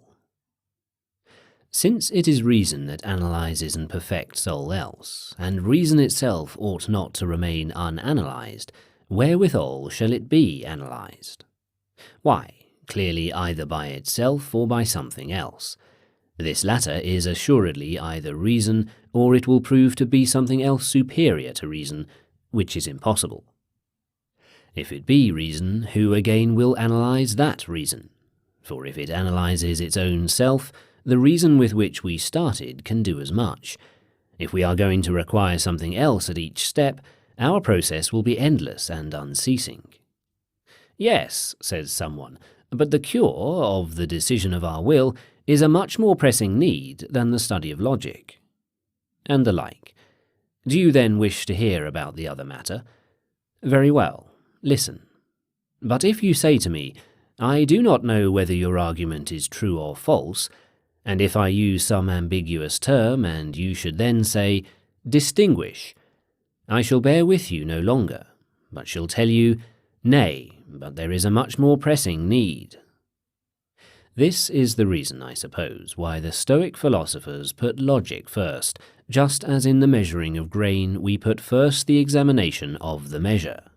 And if we do not define first what a modius is, and do not define first what a scale is, how shall we be able to proceed with measuring or weighing anything? So, in the field of our present inquiry, if we have neglected the thorough knowledge and intellectual mastery of our standard of judgment for all other things, whereby they come to be known thoroughly, shall we ever be able to attain intellectual mastery and thorough knowledge of the rest of the world? And how could we possibly? Yes, we are told, but the modius is made out of wood and bears no fruit. True, but it is something with which we can measure grain. Logic also bears no fruit. Now, as for this statement, we shall see later, but if one should grant even this, it is enough to say in defense of logic that it has the power to discriminate and examine everything else, and, as one might say, to measure and weigh them. Who says this? Only Chrysippus and Zeno and Cleanthes? Well, does not Antisthenes say it? And who is it that wrote, "The beginning of education is the examination of terms"? Does not Socrates, too, say the same thing?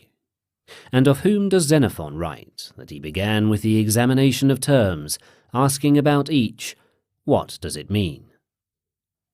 Is this, then, your great and admirable achievement, the ability to understand and to interpret Chrysippus? And who says that? What then is your admirable achievement? To understand the will of nature. Very well. Do you understand it all by yourself? And if that is the case, what more do you need? For if it is true that all men err involuntarily, and you have learned the truth, it must needs be that you are doing right already. But, so help me Zeus, I do not comprehend the will of nature. Who then interprets it? Men say, Chrysippus. I go and try to find out what this interpreter of nature says.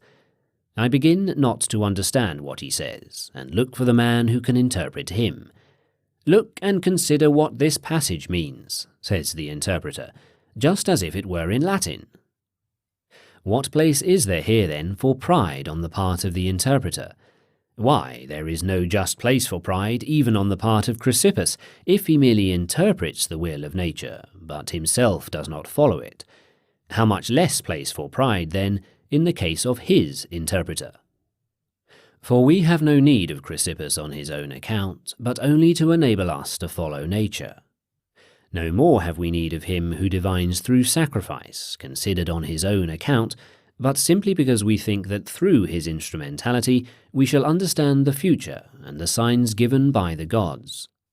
Nor do we need the entrails on their own account, but only because through them the signs are given. Nor do we admire the crow or the raven, but God, who gives his signs through them.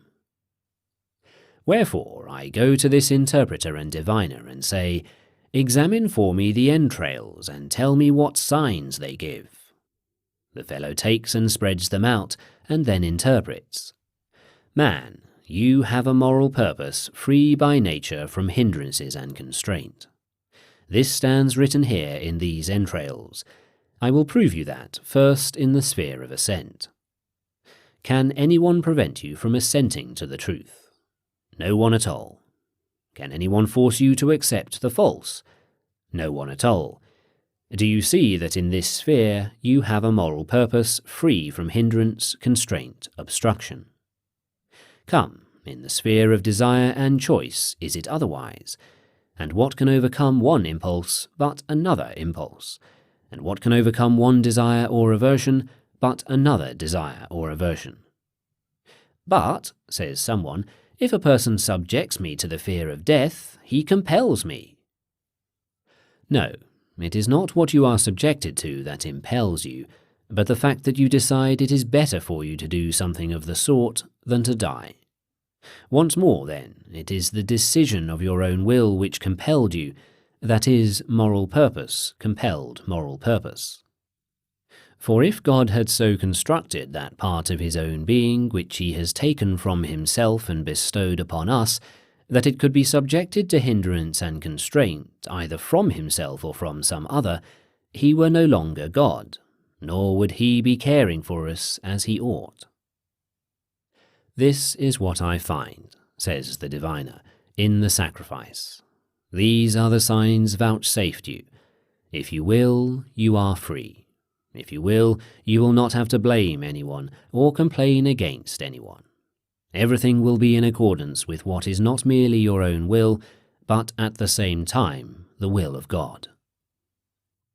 This is the prophecy for the sake of which I go to this diviner, in other words, the philosopher, not admiring him because of his interpretation, but rather the interpretation which he gives. Chapter 18. That we ought not to be angry with the erring. If what the philosophers say is true, that in all men thought and action start from a single source, namely feeling, as in the case of assent, the feeling that a thing is so, and in the case of dissent, the feeling that it is not so, yes, and by Zeus, in the case of suspended judgment, the feeling that it is uncertain, so also in the case of impulse towards a thing, the feeling that it is expedient for me, and that it is impossible to judge one thing expedient and yet desire another, and again to judge one thing fitting and yet be impelled to another, if all this be true, why are we any longer angry with the multitude? They are thieves, says someone, and robbers. What do you mean by thieves and robbers? They have simply gone astray in questions of good and evil. Ought we, therefore, to be angry with them, or rather pity them? Only show them their error, and you will see how quickly they desist from their mistakes. But if their eyes are not opened, they have nothing superior to their mere opinion. Ought not this brigand, then, and this adulterer be put to death, you ask? Not at all, but you should ask rather, ought not this man to be put to death who is in a state of error and delusion about the greatest matters, and is in a state of blindness, not indeed in the vision which distinguishes between white and black, but in the judgment which distinguishes between the good and the evil? And if you put it this way, you will realize how inhuman a sentiment it is that you are uttering, and that it is just as if you should say, ought not this blind man, then, or this deaf man, to be put to death? For if the loss of the greatest things is the greatest harm that can befall a man, while the greatest thing in each man is a right moral purpose, and if a man is deprived of this very thing, what ground is left for you to be angry at him? Why, man, if you must needs be affected in a way that is contrary to nature at the misfortunes of another, pity him rather, but do not hate him. Drop this readiness to take offence and this spirit of hatred. Do not introduce those words which the multitude of the censorious use. Well, then, these accursed and abominable fools. Very well, but how is it that you have so suddenly been converted to wisdom that you are angry at fools? Why, then, are we angry? Because we admire the goods of which these men rob us. For, mark you, stop admiring your clothes, and you are not angry at the man who steals them. Stop admiring your wife's beauty, and you are not angry at her adulterer.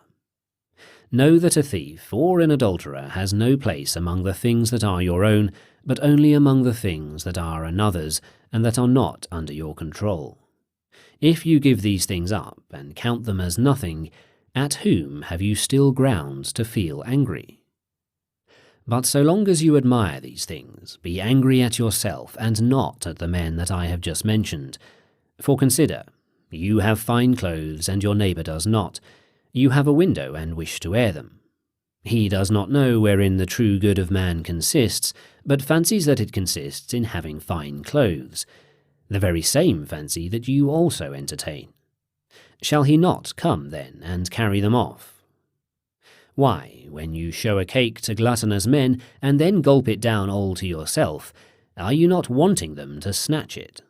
Stop provoking them. Stop having a window. Stop airing your clothes. Something similar happened to me also the other day. I keep an iron lamp by the side of my household gods, and on hearing a noise at the window I ran down. I found that the lamp had been stolen. I reflected that the man who stole it was moved by no unreasonable motive. What then?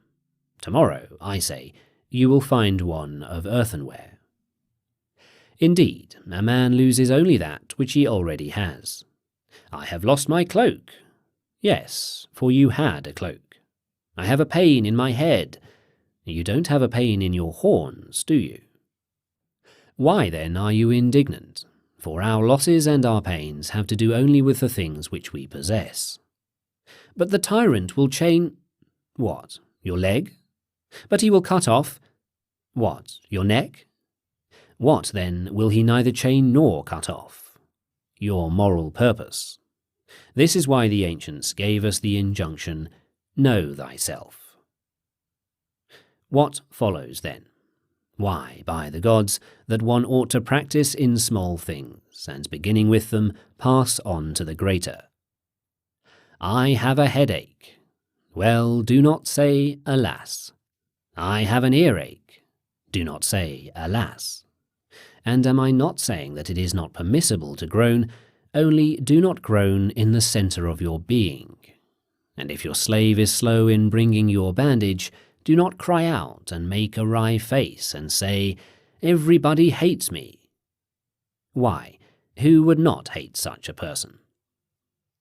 For the future, put your confidence in these doctrines and walk about erect, free, not putting your confidence in the size of your body like an athlete, for you ought not to be invincible in the way an ass is invincible.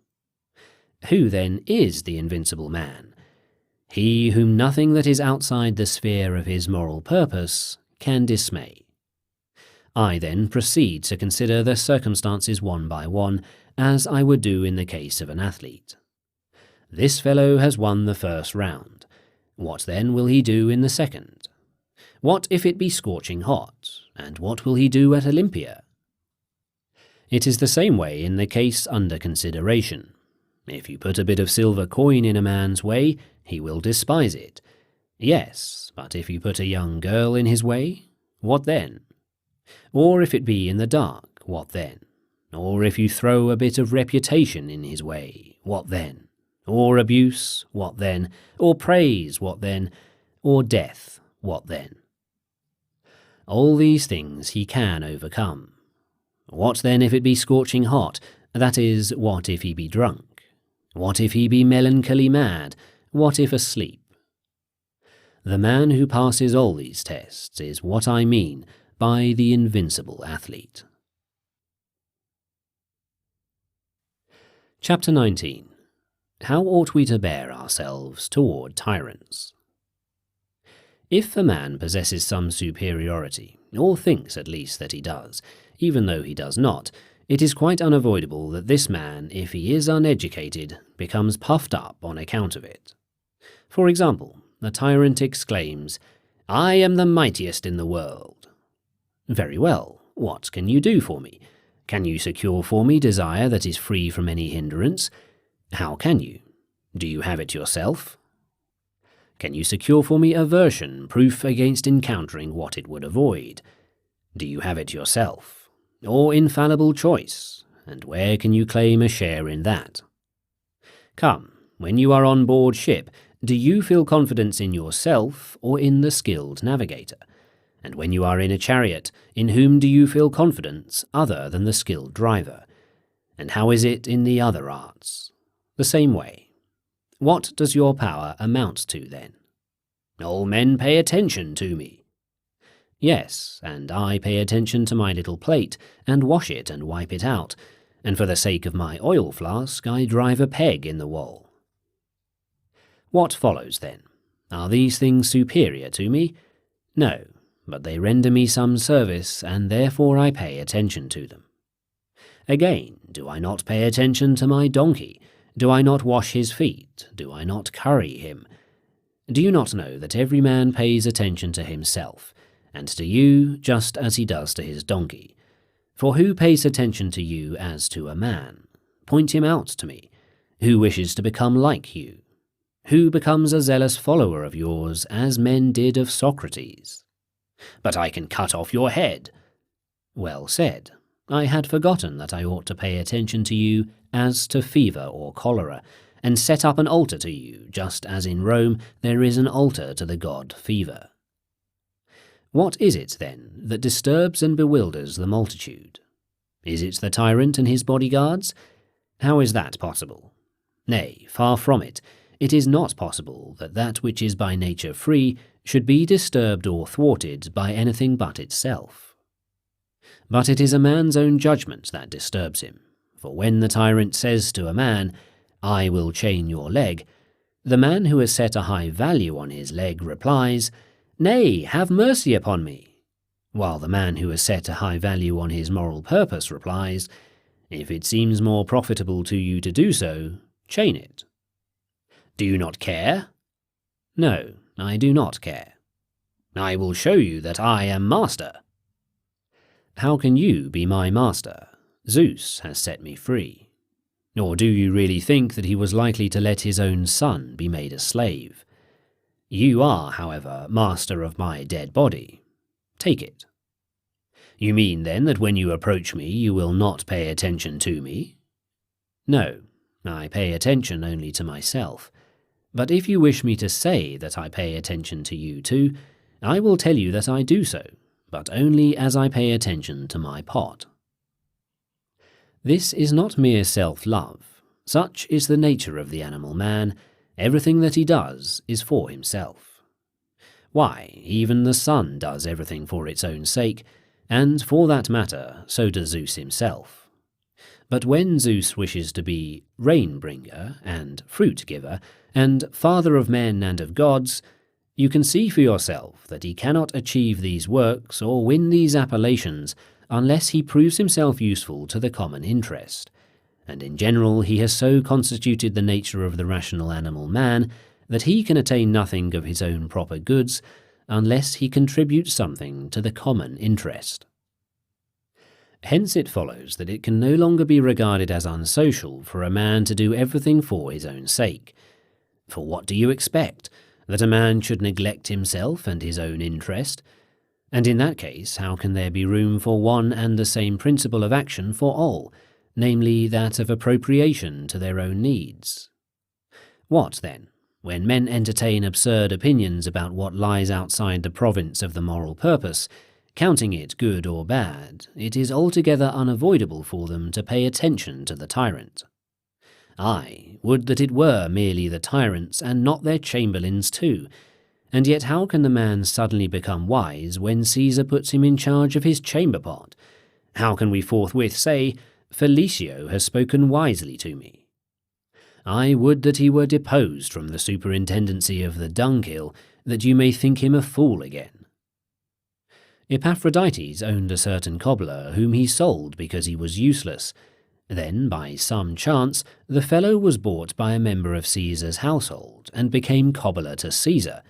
You should have seen how Epaphroditus honoured him. "How is my good Felicio, I pray you?" he used to say. And then, if someone asked us, "What is your master doing?" he was told, "He is consulting Felicio about something or other." Why, had he not sold him as being useless? Who then had suddenly made a wise man out of him? This is what it means to honour something else than what lies within the province of the moral purpose. "He has been honoured with a tribuneship," says someone. "All who meet him offer their congratulations. One man kisses him on the eyes, another on the neck. His slaves kiss his hands. He goes home, he finds lamps being lighted. He climbs up the Capitol and offers sacrifice. Now, who ever sacrificed as a thank offering for having had right desire, or for having exercised choice in accordance with nature? For we give thanks to the gods for that wherein we set the good." Today a man was talking to me about a priesthood of Augustus. I say to him, "Man, drop the matter. You will be spending a great deal to no purpose." "But," says he, "those who draw up deeds of sale will inscribe my name." Do you really expect, then, to be present when the deeds are read and say, "That is my name they have written"? And even supposing that you are now able to be present whenever anyone reads them, what will you do if you die? "My name will remain after me." Inscribe it on a stone and it will remain after you. Come now, who will remember you outside of Nicopolis? "But I shall wear a crown of gold." If you desire a crown at all, take a crown of roses and put it on. You will look much more elegant in that. Chapter 20.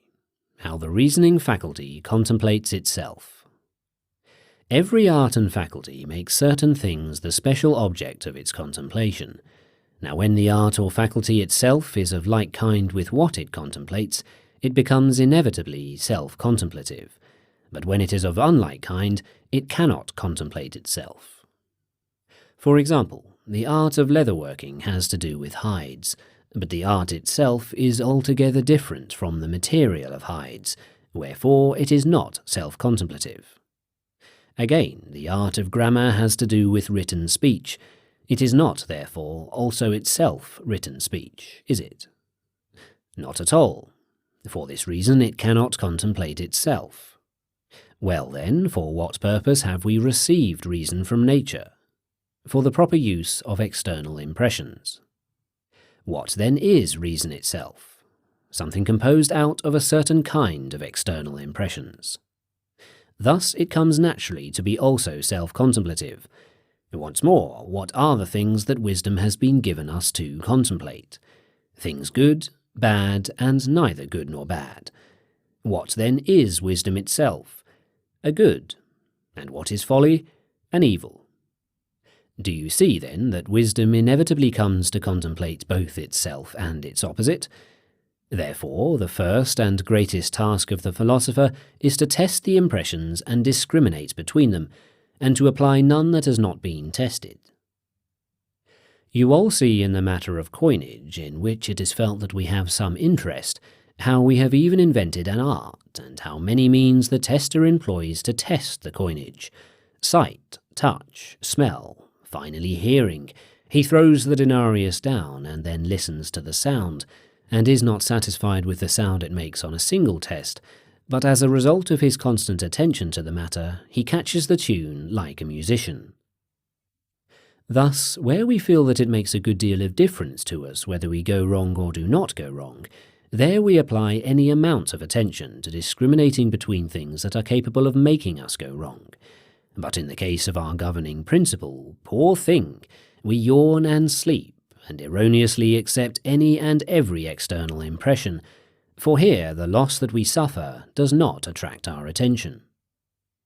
When, therefore, you wish to realize how careless you are about the good and the evil, and how zealous you are about that which is indifferent, observe how you feel about physical blindness on the one hand and mental delusion on the other, and you will find that you are far from feeling as you ought about things good and things evil. Yes, but this requires much preparation, and much hard work, and learning many things. Well, what then? Do you expect it to be possible to acquire the greatest art with a slight effort? And yet the chief doctrine of the philosophers is extremely brief. If you would know, read what Zeno has to say, and you will see. For what is there lengthy in his statement? To follow the gods is man's end, and the essence of good is the proper use of external impressions. Ask, what then is God, and what is an external impression, and what is nature in the individual and nature in the universe? You already have a lengthy statement. If Epicurus should come and say that the good ought to be in the flesh, again the explanation becomes lengthy, and you must be told what is the principal faculty within us, and what our substantial and what our essential nature is.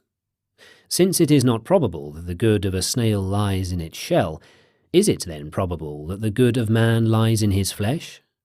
But take your own case, Epicurus. What more masterful faculty do you yourself possess? What is that thing within you which takes counsel, which examines into all things severally, which, after examining the flesh itself, decides that it is the principal matter?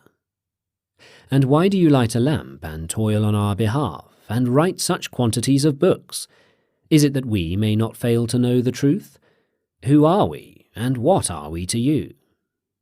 And so the argument becomes lengthy. Chapter 21. To those who would be admired. When a man has his proper station in life, he is not all agape for things beyond it. Man, what is it you want to have happen to you? As for myself, I am content if I exercise desire and aversion in accordance with nature, if I employ choice and refusal as my nature is, and similarly employ purpose and design and assent. Why then do you walk around in our presence as though you had swallowed a spit? It has always been my wish that those who meet me should admire me, and as they follow me should exclaim, "Oh, what a great philosopher!" Who are those people by whom you wish to be admired? Are they not these about whom you are in the habit of saying that they are mad? What, then? Do you wish to be admired by the mad? Chapter 22. Of our preconceptions. Preconceptions are common to all men, and one preconception does not contradict another. For who among us does not assume that the good is profitable and something to be chosen, and that in every circumstance we ought to seek and pursue it? And who among us does not assume that righteousness is beautiful and becoming? When, then, does contradiction arise? It arises in the application of our preconceptions to the particular cases, when one person says, "He did nobly, he is brave." Another, No, but he is out of his mind. Thence arises the conflict of men with one another.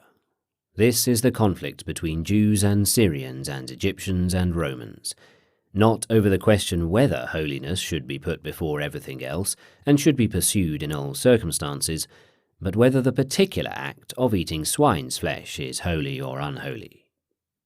This, you will find, was also the cause of conflict between Agamemnon and Achilles. Come, summon them before us. What do you say, Agamemnon? Ought not that to be done which is proper, and that which is noble? Indeed it ought. And what do you say, Achilles? Do you not agree that what is noble ought to be done? As for me, I agree most emphatically with that principle. Very well, then, apply your preconceptions to the particular cases. It is just there the conflict starts.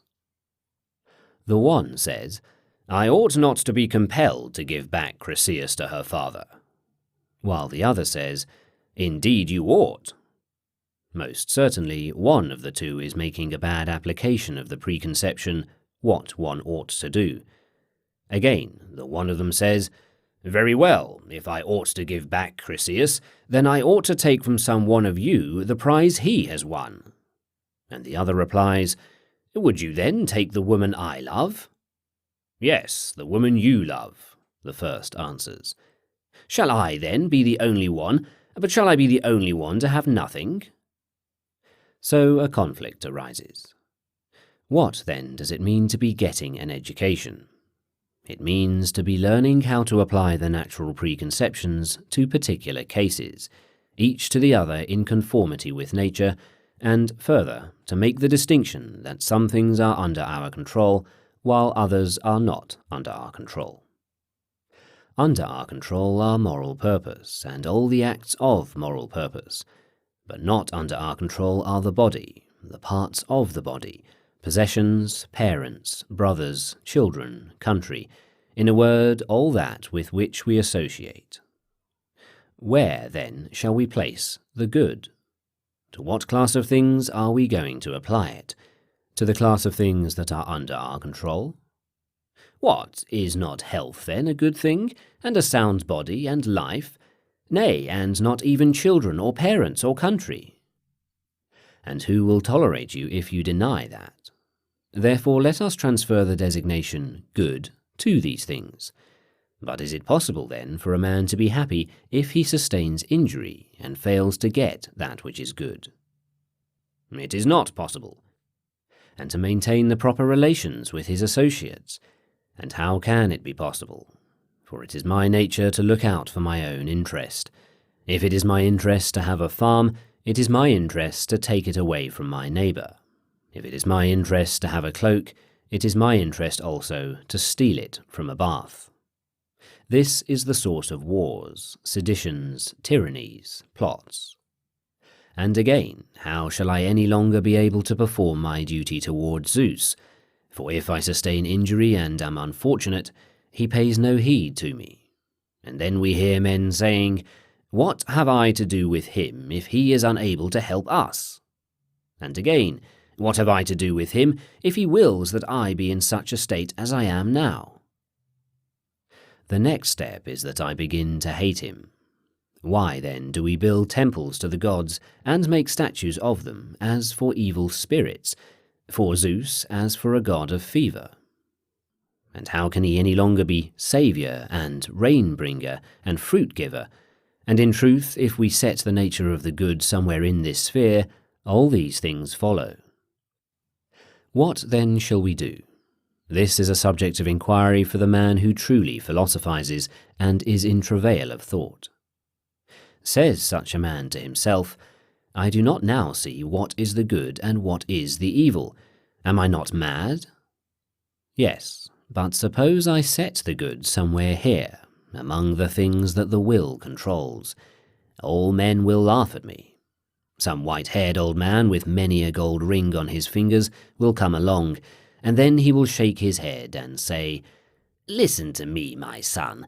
One ought of course to philosophize, but one ought also to keep one's head. This is all nonsense. You learn a syllogism from the philosophers, but you know better than the philosophers what you ought to do. Man, why then do you censure me, if I know? What shall I say to this slave? If I hold my peace, the fellow bursts with indignation. So I must say, forgive me as you would lovers. I am not my own master. I am mad.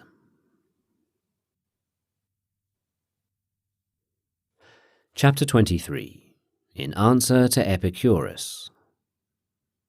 Even Epicurus understands that we are by nature social beings, but having once set our good in the husk which we wear, he cannot go on and say anything inconsistent with this. For he next insists emphatically upon the principle that we ought neither to admire nor to accept anything that is detached from the nature of the good, and he is right in so doing. But how, then, can we still be social beings if affection for our own children is not a natural sentiment? Why do you dissuade the wise man from bringing up children? Why are you afraid that sorrow will come to him on their account? What? Does sorrow come to him on account of his house-slave, mouse? Well, what does it matter to him if his little mouse in his home begins to cry? Nay, he knows that if once a child is born, it is no longer in our power not to love it or to care for it. For the same reason Epicurus says that a man of sense does not engage in politics either, for he knows what the man who engages in politics has to do, since, of course, if you are going to live among men as though you were a fly among flies, what is to hinder you? Yet, despite the fact that he knows this, he still has the audacity to say, "Let us not bring up children." But a sheep does not abandon its own offspring, nor a wolf, and yet does a man abandon his. What do you wish us to do? Would you have us be foolish as sheep? But even they do not desert their offspring. Would you have us be fierce as wolves? But even they do not desert their offspring. Come now, who follows your advice when he sees his child fallen on the ground and crying? Why, in my opinion, your mother and your father, even if they had divined that you were going to say such things, would not have exposed you. Chapter 24. How should we struggle against difficulties? It is difficulties that show what men are. Consequently, when a difficulty befalls, remember that God, like a physical trainer, has matched you with a rugged young man. What for? Someone says. So that you may become an Olympic victor. But that cannot be done without sweat. To my way of thinking, no one has got a finer difficulty than the one which you have got, if only you are willing to make use of it as an athlete makes use of a young man to wrestle with. And now we are sending you to Rome as a scout, to spy out the land. But no one sends a coward as a scout, that, if he merely hears a noise and sees a shadow anywhere, he may come running back in terror and report, "The enemy is already upon us." So now, also, if you should come and tell us, "The state of things at Rome is fearful, terrible is death, terrible is exile, terrible is reviling, terrible is poverty, flee, sirs, the enemy is upon us," we shall say to you, "Away, prophecy to yourself. Our one mistake was that we sent a man like you as a scout." Diogenes, who before you was sent forth as a scout, has brought us back a different report. He says, "Death is not an evil, since it is not dishonourable." He says, "Ill repute is a noise made by madmen." And what a report this scout has made us about toil and about pleasure and about poverty. He says, "To be naked is better than any scarlet robe, and to sleep on the bare ground," he says, "is the softest couch." And he offers as proof of each statement his own courage, his tranquillity, his freedom, and finally his body, radiant with health and hardened. "There is no enemy near," says he, "all is full of peace." "How so, Diogenes?" "Why, look," says he, "I have not been struck with any missile, have I, or received any wound? I have not fled from anyone, have I?" This is what it means to be a proper scout. but you return and tell us one thing after another. Will you not go away again and observe more accurately, without this cowardice? What am I to do, then? What do you do when you disembark from a ship? You do not pick up the rudder, do you, or the oars? What do you pick up, then? Your own luggage, your oil flask, your wallet. So now, if you are mindful of what is your own property, you will never lay claim to that which is another's. He says to you, lay aside your broad scarlet hem. Behold the narrow hem. Lay aside this also. Behold the plain toga. Lay aside your toga. Behold, I am naked. But you arouse my envy. Well then, take the whole of my paltry body. Do I any longer fear the man to whom I can throw my body? But he will not leave me as his heir. What then? Did I forget that none of these things is my own? How then do we call them my own? Merely as we call the bed in the inn my own. If then the innkeeper dies and leaves you the beds, you will have them. But if he leaves them to someone else, he will have them, and you will look for another bed. If, then, you do not find one, you will have to sleep on the ground. Only do so with good courage, snoring, and remembering that tragedies find a place among the rich and among kings and tyrants, but no poor man fills a tragic role except as a member of the chorus. Now the kings commence in a state of prosperity. Hang the palace with garlands. Then about the third or fourth act comes, Alas, Citharon, why didst thou receive me? Slave, where are your crowns? Where your diadem? Do your guards avail you not at all? When, therefore, you approach one of those great men, remember all this, that you are approaching a tragic character, not the actor, but Oedipus himself. But to sum it all up, remember that the door has been thrown open. Do not become a greater coward than the children, but just as they say, I won't play any longer, when the thing does not please them, so do you also, when things seem to you to have reached that stage, merely say, I won't play any longer, and take your departure. But if you stay, stop lamenting. Chapter 25. Upon the same theme. If all this is true, and we are not silly, nor merely playing a part when we say, man's good and man's evil lies in moral choice, and all other things are nothing to us, why are we still distressed and afraid? Over the things that we seriously care for, no one has authority, and the things over which other men have authority do not concern us. What kind of thing have we left to discuss? Nay, give me directions. What directions shall I give you? Has not Zeus given you directions?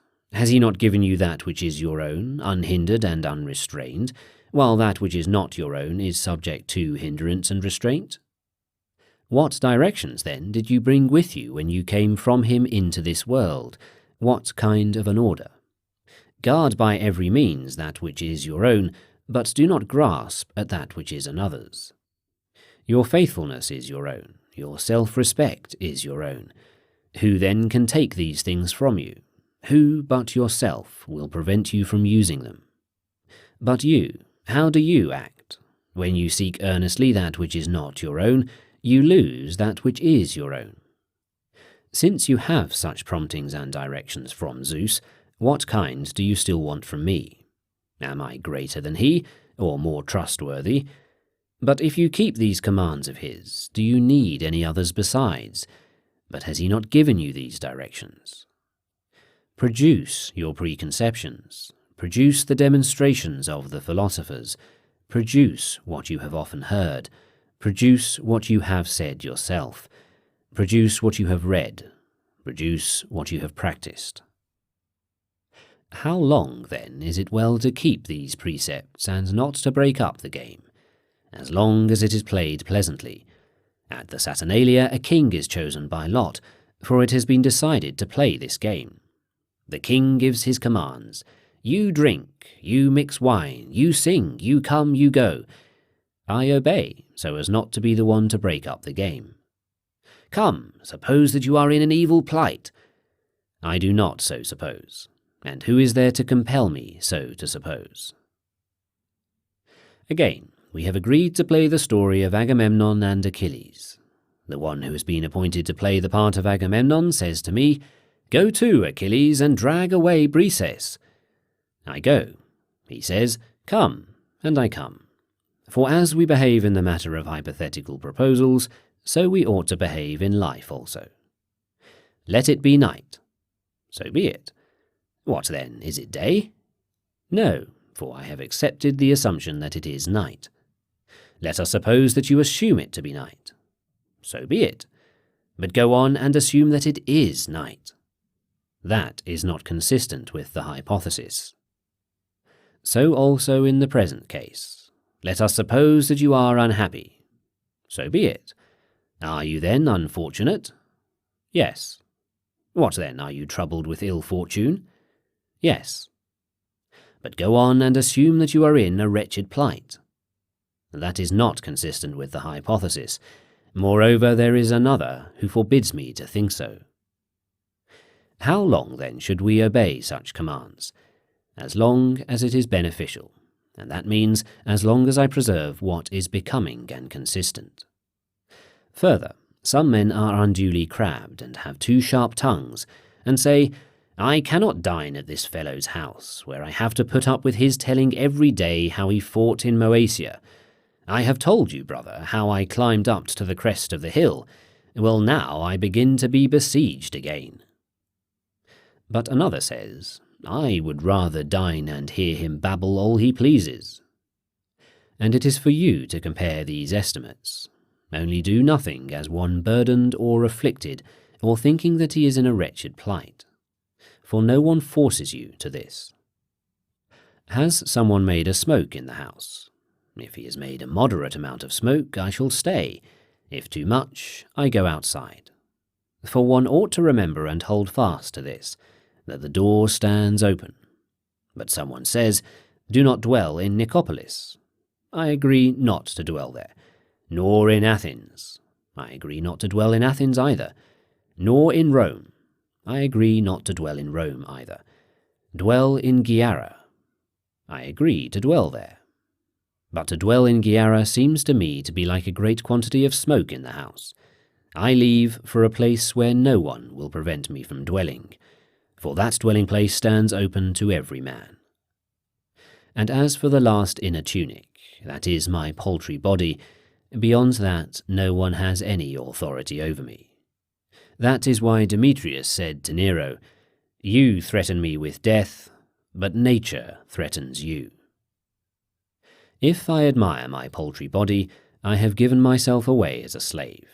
If I admire my paltry property, I have given myself away as a slave. For at once I show thereby to my own hurt what I can be caught with. Just as when the snake draws in his head, I say, "Strike that part of him which he is protecting," so do you be assured that your master will attack you at that point which you particularly wish to protect. If you remember all this, whom will you flatter or fear any more? If you remember all this, whom will you flatter or fear any more? But I wish to sit where the senators do. Do you realize that you are making close quarters for yourself, that you are crowding yourself? How else then shall I have a good view in the amphitheatre? Man, do not become spectator, and you will not be crowded. Why do you make trouble for yourself? Or else wait a little while, and when the show is over, sit down among the seats of the senators and sun yourself. For in general, remember this, that we crowd ourselves. We make close quarters for ourselves, that is to say, the decisions of our will crowd us and make us close quarters. Why, what is this matter of being reviled? Take your stand by a stone and revile it, and what effect will you produce? If then a man listens like a stone, what profit is there to the reviler? But if the reviler has the weakness of the reviled as a point of vantage, then he does accomplish something. Strip him. Why do you say him? Take his cloak and strip that off. I have outraged you. Much good may it do you. This is what Socrates practiced, and that is why he always wore the same expression on his face. But we prefer to practice and rehearse anything rather than how to be untrammeled and free. The philosophers talk paradoxes, you say. But are there not paradoxes in the other arts? And what is more paradoxical than to lance a man in the eye in order that he may see? If anyone said this to a man who was inexperienced in the art of surgery, would he not laugh at the speaker? What is there to be surprised at, then, if in philosophy also many things which are true appear paradoxical to the inexperienced? Chapter 26. What is the rule of life? As someone was reading the hypothetical arguments, Epictetus said, "This also is a law governing hypotheses, that we must accept what the hypothesis or premise demands. But much more important is the following law of life, that we must do what nature demands. For if we wish in every matter and circumstance to observe what is in accordance with nature, it is manifest that in everything we should make it our aim neither to avoid that which nature demands, nor to accept that which is in conflict with nature. The philosophers, therefore, exercise us first in the theory where there is less difficulty, and then after that lead us to the more difficult matters. For in theory there is nothing which holds us back from following what we are taught, but in the affairs of life there are many things which draw us away. He is ridiculous, then, who says that he wishes to begin with the latter, for it is not easy to begin with the more difficult things. And this is the defence that we ought to present to such parents as are angry because their children study philosophy.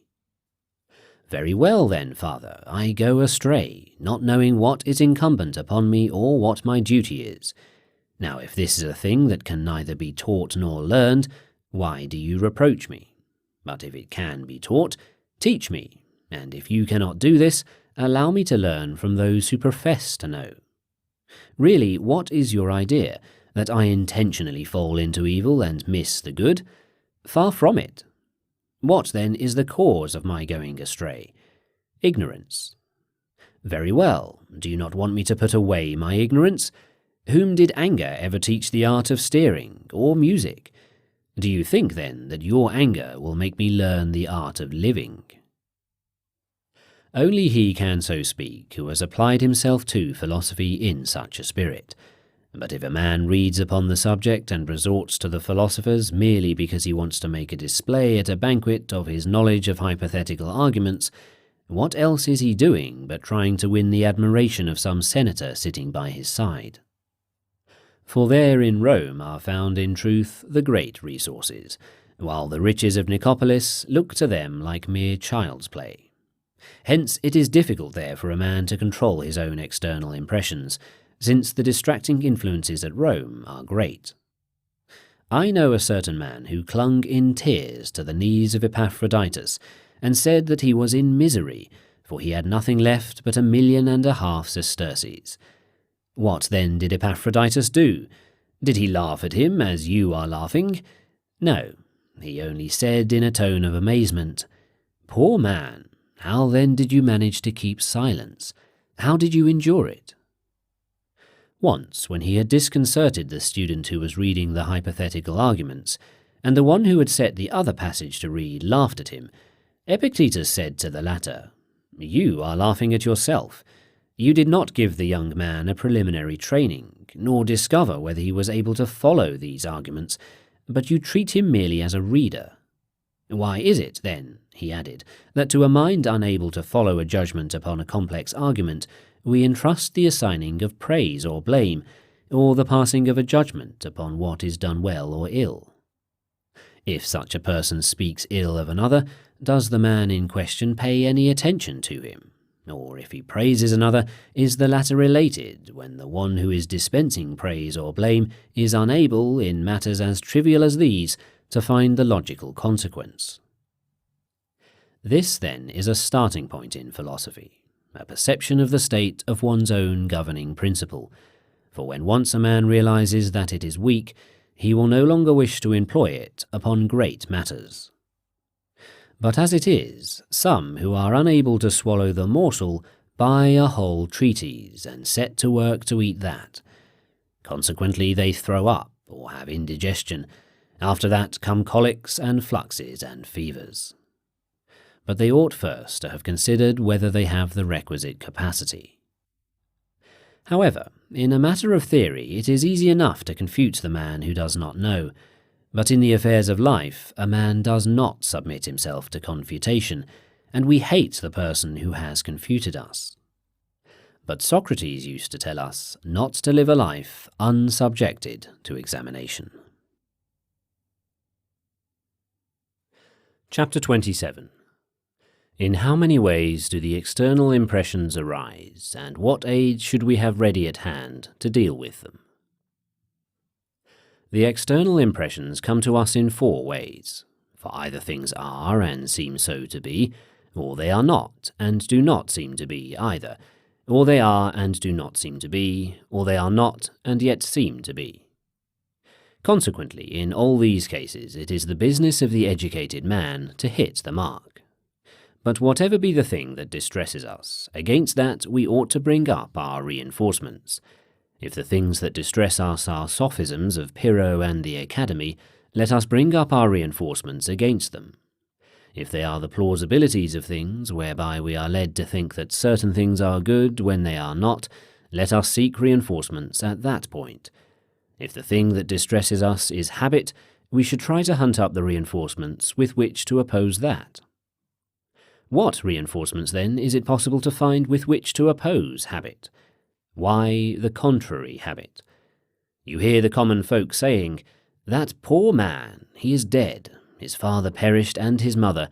He was cut off, yes, and before his time and in a foreign land." Listen to the arguments on the other side.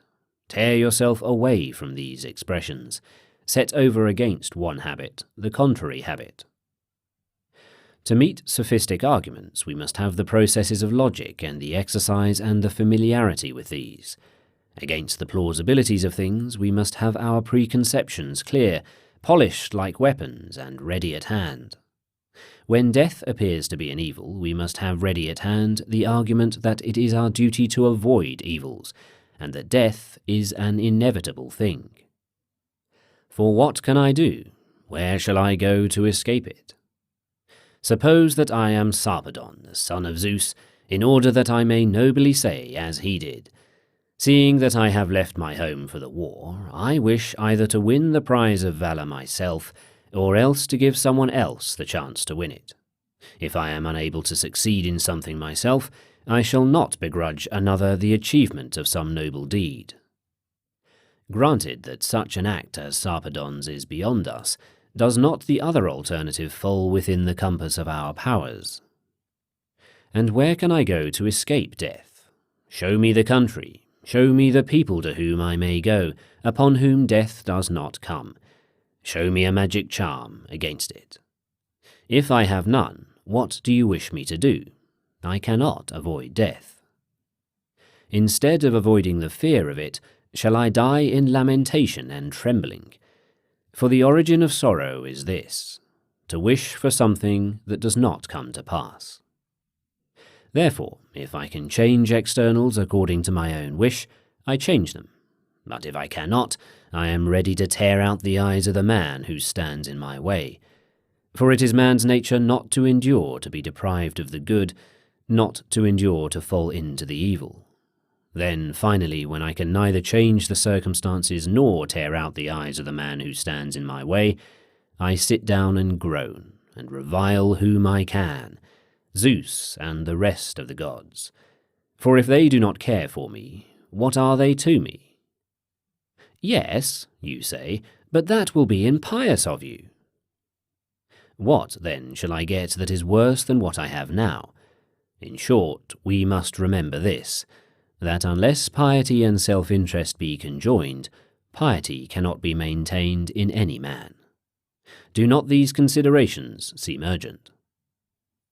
Let the follower of Pyrrho or of the Academy come and oppose us. Indeed, I, for my part, have no leisure for such matters, nor can I act as advocate to the commonly received opinion. If I had a petty suit about a mere bit of land, I should have called in someone else to be my advocate. With what evidence, then, am I satisfied? With that which belongs to the matter in hand. To the question how perception arises, whether through the whole body or from some particular part, perhaps I do not know how to give a reasonable answer, and both views perplex me. But that you and I are not the same persons, I know very certainly. Whence do I get this knowledge? When I want to swallow something, I never take the morsel to that place, but to this. When I wish to take bread, I never take sweepings, but I always go after the bread as to a mark. And do you yourselves, who take away the evidence of the senses, do anything else? Who among you, when he wishes to go to a bath, goes to a mill instead? What, then? Ought we not, to the best of our ability, hold fast also to this? Maintain, that is, the commonly received opinion, and be on our guard against the arguments that seek to overthrow it? And who disputes that? But only the man who has the power and the leisure should devote himself to these studies, while the man who is trembling and perplexed, and whose heart is broken within him, ought to devote his leisure to something else. Chapter 28. That we ought not to be angry with men, and what are the little things and the great among men. What is the reason that we assent to anything? The fact that it appears to us to be so. It is impossible, therefore, to assent to the thing that appears not to be so. Why? Because this is the nature of the intellect, to agree to what is true, to be dissatisfied with what is false, and to withhold judgment regarding what is uncertain. What is the proof of this? Feel, if you can, that it is now night. That is impossible. Put away the feeling that it is day. That is impossible. Either feel or put away the feeling that the stars are even in number. That is impossible. When, therefore, a man assents to a falsehood, rest assured that it was not his wish to assent to it as false. For every soul is unwillingly deprived of the truth, as Plato says. It only seemed to him that the false was true. Well now, in the sphere of actions, what have we corresponding to the true and the false here in the sphere of perceptions? Duty, and what is contrary to duty, the profitable and the unprofitable, that which is appropriate to me and that which is not appropriate to me, and whatever else is similar to these. Cannot a man, then, think that something is profitable to him, and yet not choose it? He cannot. How of Medea, who says, Now, I learn what horrors I intend, but passion overpowers the better counsel. It is because the very gratification of her passion and the taking of vengeance on her husband she regards as more profitable than the saving of her children. Yes, but she is deceived. Show her clearly that she is deceived, and she will not do it. But so long as you do not show it, what else has she to follow but that which appears to her to be true? Nothing. Why, then, are you angry with her? Because the poor woman has gone astray in the greatest matters, and has been transformed from a human being into a viper. Why do you not, if anything, rather pity her? As we pity the blind and the halt, why do we not pity those who have been made blind and halt in their governing faculties? Whoever, then, bears this clearly in mind, that the measure of man's every action is the impression of his senses, now this impression may be formed rightly or wrongly. If rightly, the man is blameless; if wrongly, the man himself pays the penalty, for it is impossible that the man who has gone astray is one person while the man who suffers is another. Whoever remembers this, I say, will not be enraged at anyone, will not be angry with anyone, will not revile anyone, will not blame, nor hate, nor take offence at anyone. So you conclude that such great and terrible things have their origin in this, the impression of one's senses? In this and nothing else. The Iliad is nothing but a sense impression, and a poet's use of sense impressions. There came to Alexander an impression to carry off the wife of Menelaus, and an impression came to Helen to follow him. Now if an impression had led Menelaus to feel that it was a gain to be deprived of such a wife, what would have happened? We should have lost not merely the Iliad, but the Odyssey as well. Then do matters of such great import depend upon one that is so small? But what do you mean by matters of such great import? Wars and factions and deaths of many men and destructions of cities. And what is there great in all this? What, nothing great in this? Why, what is there great in the death of many oxen and many sheep, and the burning and destruction of many nests of swallows or storks? Is there any similarity between this and that? A great similarity. Men's bodies perished in the one case, and bodies of oxen and sheep in the other. Petty dwellings of men were burned, and so were nests of storks. What is there great or dreadful about that? Or else show me in what respect a man's house and a stork's nest differ as a place of habitation. Is there any similarity between a stork and a man? What is that you say? As far as the body is concerned, a great similarity, except that the petty houses of men are made of beams and tiles and bricks, but the nest of a stork is made of sticks and clay. Does a man then differ in no wise from a stork? Far from it, but in these matters he does not differ. In what wise then does he differ? Seek, and you will find that he differs in some other respect. See whether it be not in his understanding what he does. See whether it be not in his capacity for social action, in his faithfulness, his self-respect, his steadfastness, his security from error, his intelligence. Where, then, is the great evil and the great good among men? Just where the difference is, and if that element wherein the difference lies be preserved and stands firm and well fortified on every side, and neither his self-respect, nor his faithfulness, nor his intelligence be destroyed, then the man also is preserved. But if any of these qualities be destroyed or taken by storm, then the man also is destroyed. And it is in this sphere that the great things are. Did Alexander come to his great fall when the Hellenes assailed Troy with their ships, and when they were devastating the land, and when his brothers were dying? Not at all, for no one comes to his fall because of another's deed, but what went on then was merely the destruction of storks' nests. Nay, he came to his fall when he lost his self-respect, his faithfulness, his respect for the laws of hospitality, his decency of behaviour. When did Achilles come to his fall? When Patroclus died? Far from it. But when Achilles himself was enraged, when he was crying about a paltry damsel, when he forgot that he was there not to get sweethearts, but to make war. These are the falls that come to mankind. This is the siege of their city.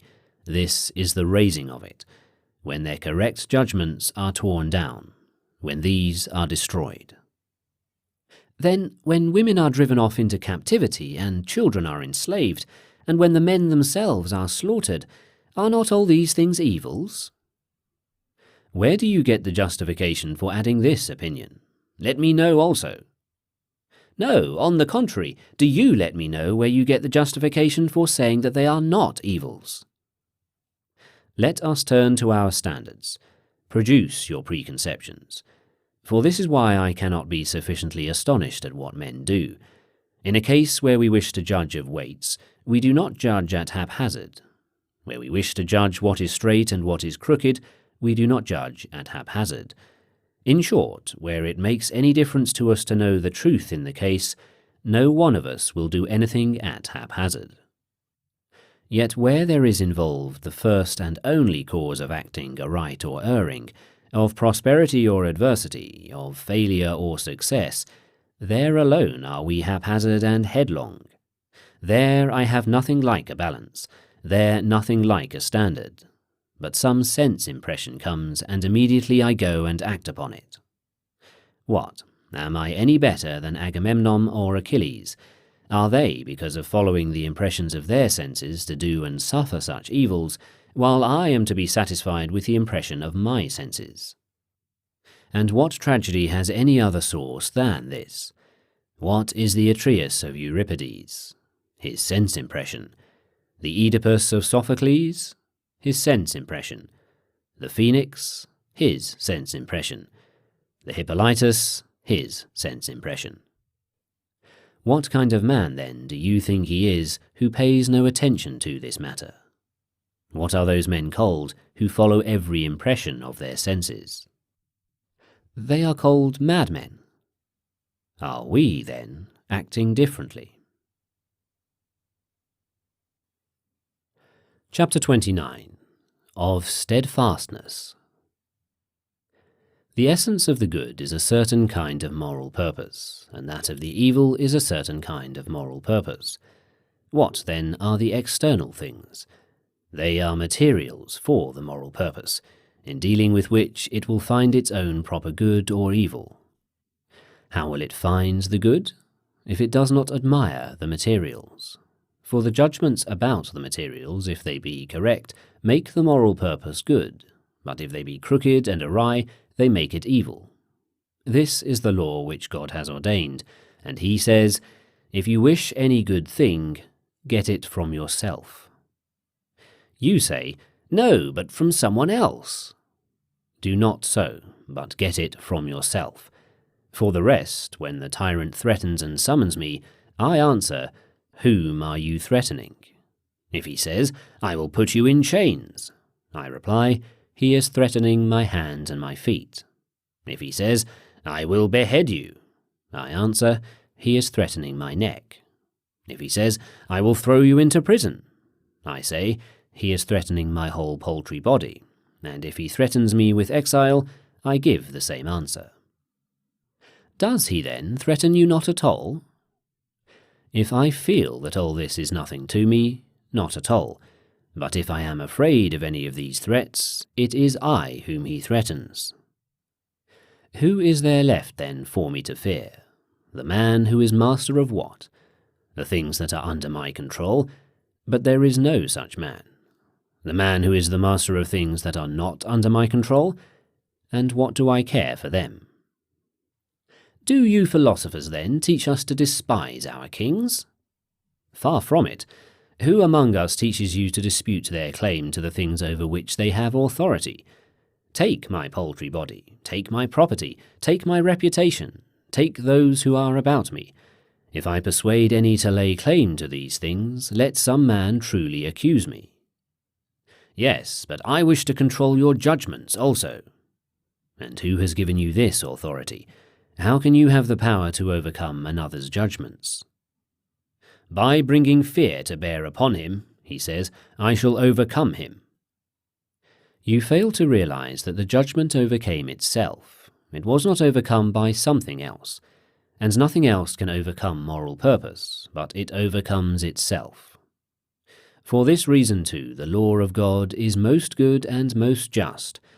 Let the better always prevail over the worse.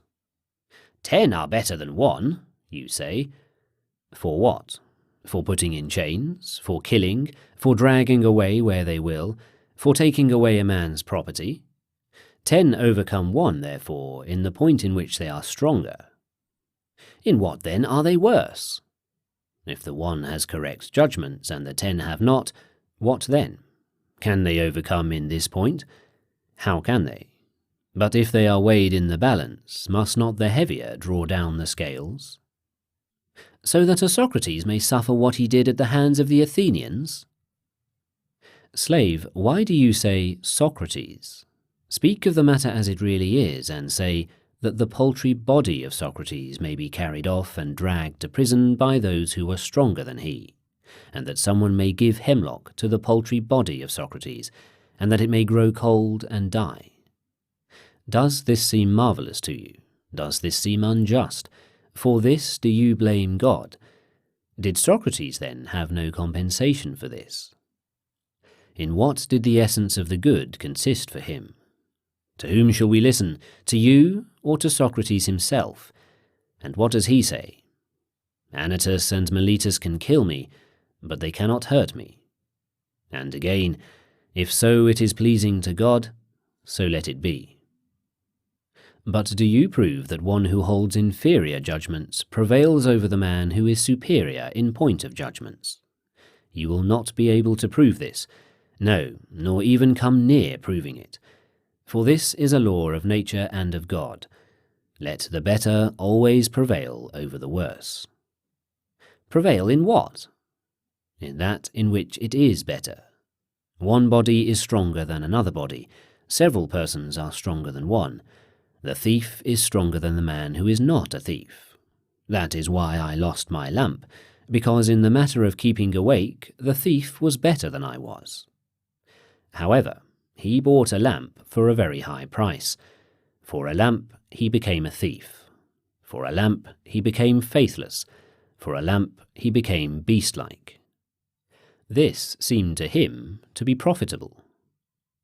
Very well, but now someone has taken hold of me by my cloak, and pulls me into the marketplace, and then others shout at me, "Philosopher, what good have your judgments done you?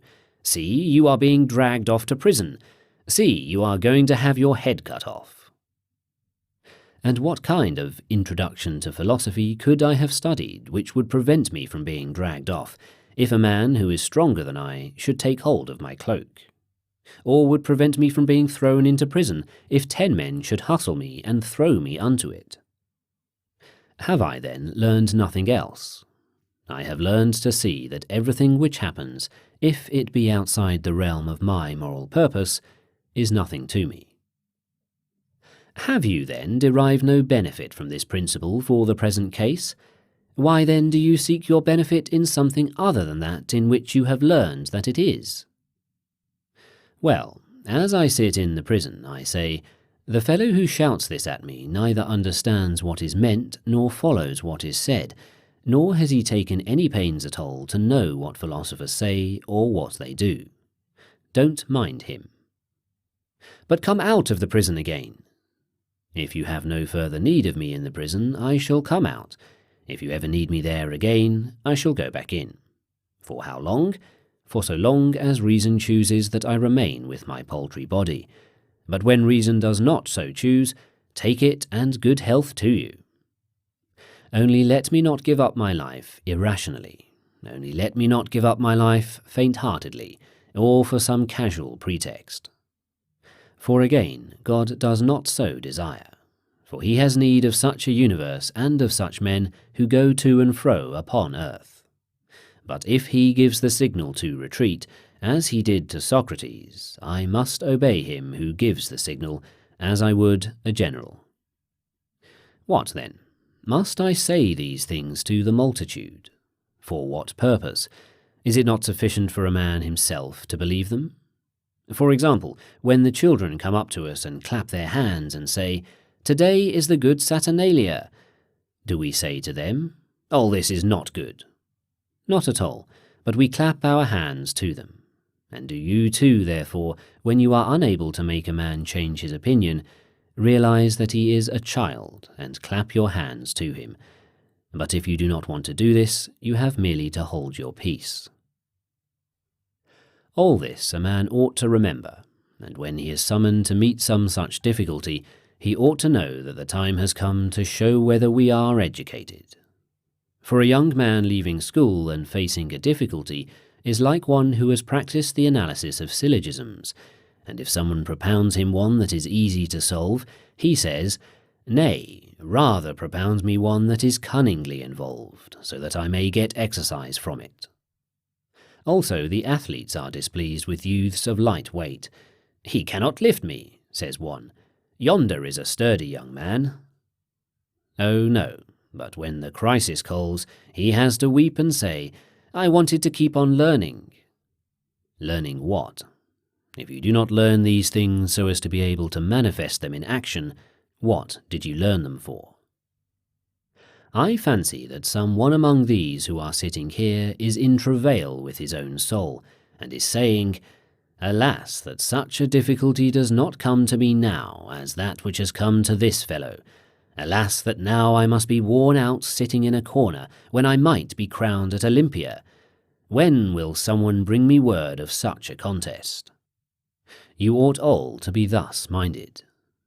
But among the gladiators of Caesar there are some who complain because no one brings them out or matches them with an antagonist, and they pray to God and go to their managers begging to fight in single combat, and yet will no one of you display a like spirit. I wanted to sail to Rome for this very purpose, and to see what my athlete is doing, what practice he is following in his task. I do not want, says he, this kind of a task. What? Is it in your power to take any task you want? You have been given such a body, such parents, such brothers, such a country, such a position in it, and then do you come to me and say, change the task for me? What? Do you not possess resources to enable you to utilize that which has been given? You ought to say, it is yours to set the task, mine to practice it well. No, but do you say, do not propose to me such and such a hypothetical syllogism, but rather such and such a one. Do not urge upon me such and such a conclusion, but rather such and such a one. A time will soon come when the tragic actors will think that their masks and buskins and the long robe are themselves. Man, all these things you have as a subject matter and a task. Say something so that we may know whether you are a tragic actor or a buffoon, for both of these have everything but their lines in common. Therefore, if one should take away from him both his buskins and his mask, and bring him on the stage as a mere shade of an actor, is the tragic actor lost, or does he abide? If he has a voice, he abides. And so it is in actual life. Take a governorship. I take it, and having done so, I show how an educated man comports himself. Lay aside the latterclave, and having put on rags, come forward in a character to correspond. What then? Has it not been given me to display a fine voice? In what role, then, do you mount the stage now? As a witness summoned by God. God says, go you and bear witness for me, for you are worthy to be produced by me as a witness. Is any of those things which lie outside the range of the moral purpose either good or evil? Do I injure any man? Have I put each man's advantage under the control of any but himself? What kind of witness do you bear for God? I am in sore straits, O Lord, and in misfortune. No one regards me, no one gives me anything. All blame me and speak ill of me. Is this the witness that you are going to bear? And is this the way in which you are going to disgrace the summons which he gave you, in that he bestowed this honour upon you and deemed you worthy to be brought forward in order to bear testimony so important? But the one who has authority over you declares, I pronounce you impious and profane. What has happened to you? I have been pronounced impious and profane. Nothing else? Nothing.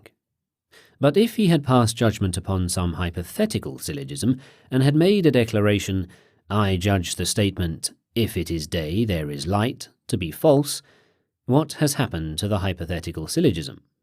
Who is being judged in this case? Who has been condemned? The hypothetical syllogism, or the man who has been deceived in his judgment about it? Who in the world, then, is this man who has authority to make any declaration about you? Does he know what piety or impiety is? Has he pondered the matter? Has he learned it? Where? Under whose instruction? And yet a musician pays no attention to him if he declares that the lowest string is the highest, nor does a geometrician if the man decides that the lines extending from the centre of the circumference of a circle are not equal. But shall the truly educated man pay attention to an uninstructed person when he passes judgment on what is holy and unholy, and on what is just and unjust? How great is the injustice committed by the educated in so doing? Is this, then, what you have learned here? Will you not leave to others, mannikins incapable of taking pains, the petty quibbles about these things, so that they may sit in a corner and gather their petty fees, or grumble because nobody gives them anything? And will you not yourself come forward and make use of what you have learned? For what is lacking now is not quibbles. Nay, the books of the Stoics are full of quibbles. What then is the thing lacking now? The man to make use of them, the man to bear witness to the arguments by his acts. This is the character I would have you assume, that you may no longer use old examples in the school, but may have some example from your own time also. Whose part is it, then, to contemplate these matters? The part of him who devotes himself to learning, for man is a kind of animal that loves contemplation. But it is disgraceful to contemplate these things like runaway slaves. Nay, sit rather free from distractions and listen, now to tragic actor, and now to the citharode, and not as those runaways do. For at the very moment when one of them is paying attention and praising the tragic actor, he takes a glance around, and then if someone mentions the word master, they are instantly all in a flutter and upset.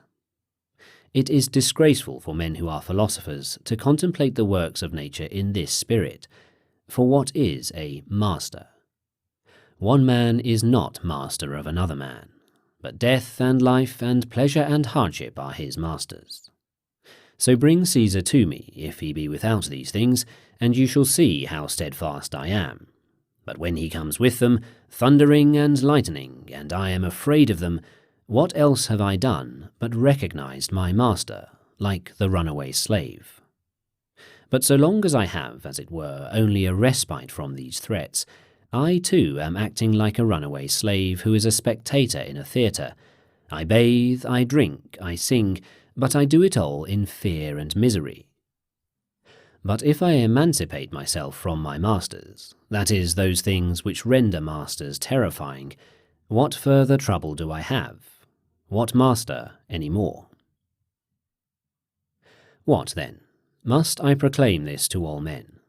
No, but I must treat with consideration those who are not philosophers by profession, and say, this man advises for me that which he thinks good in his own case, therefore I excuse him. For Socrates excused the jailer who wept for him when he was about to drink the poison, and said, how generously he has wept for us. Does he then say to the jailer, this is why we sent the women away?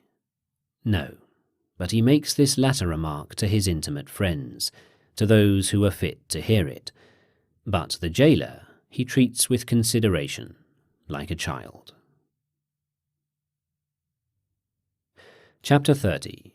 What aid ought we have ready at hand in difficulties? When you come into the presence of some prominent man, remember that another looks from above on what is taking place, and that you must please him rather than this man.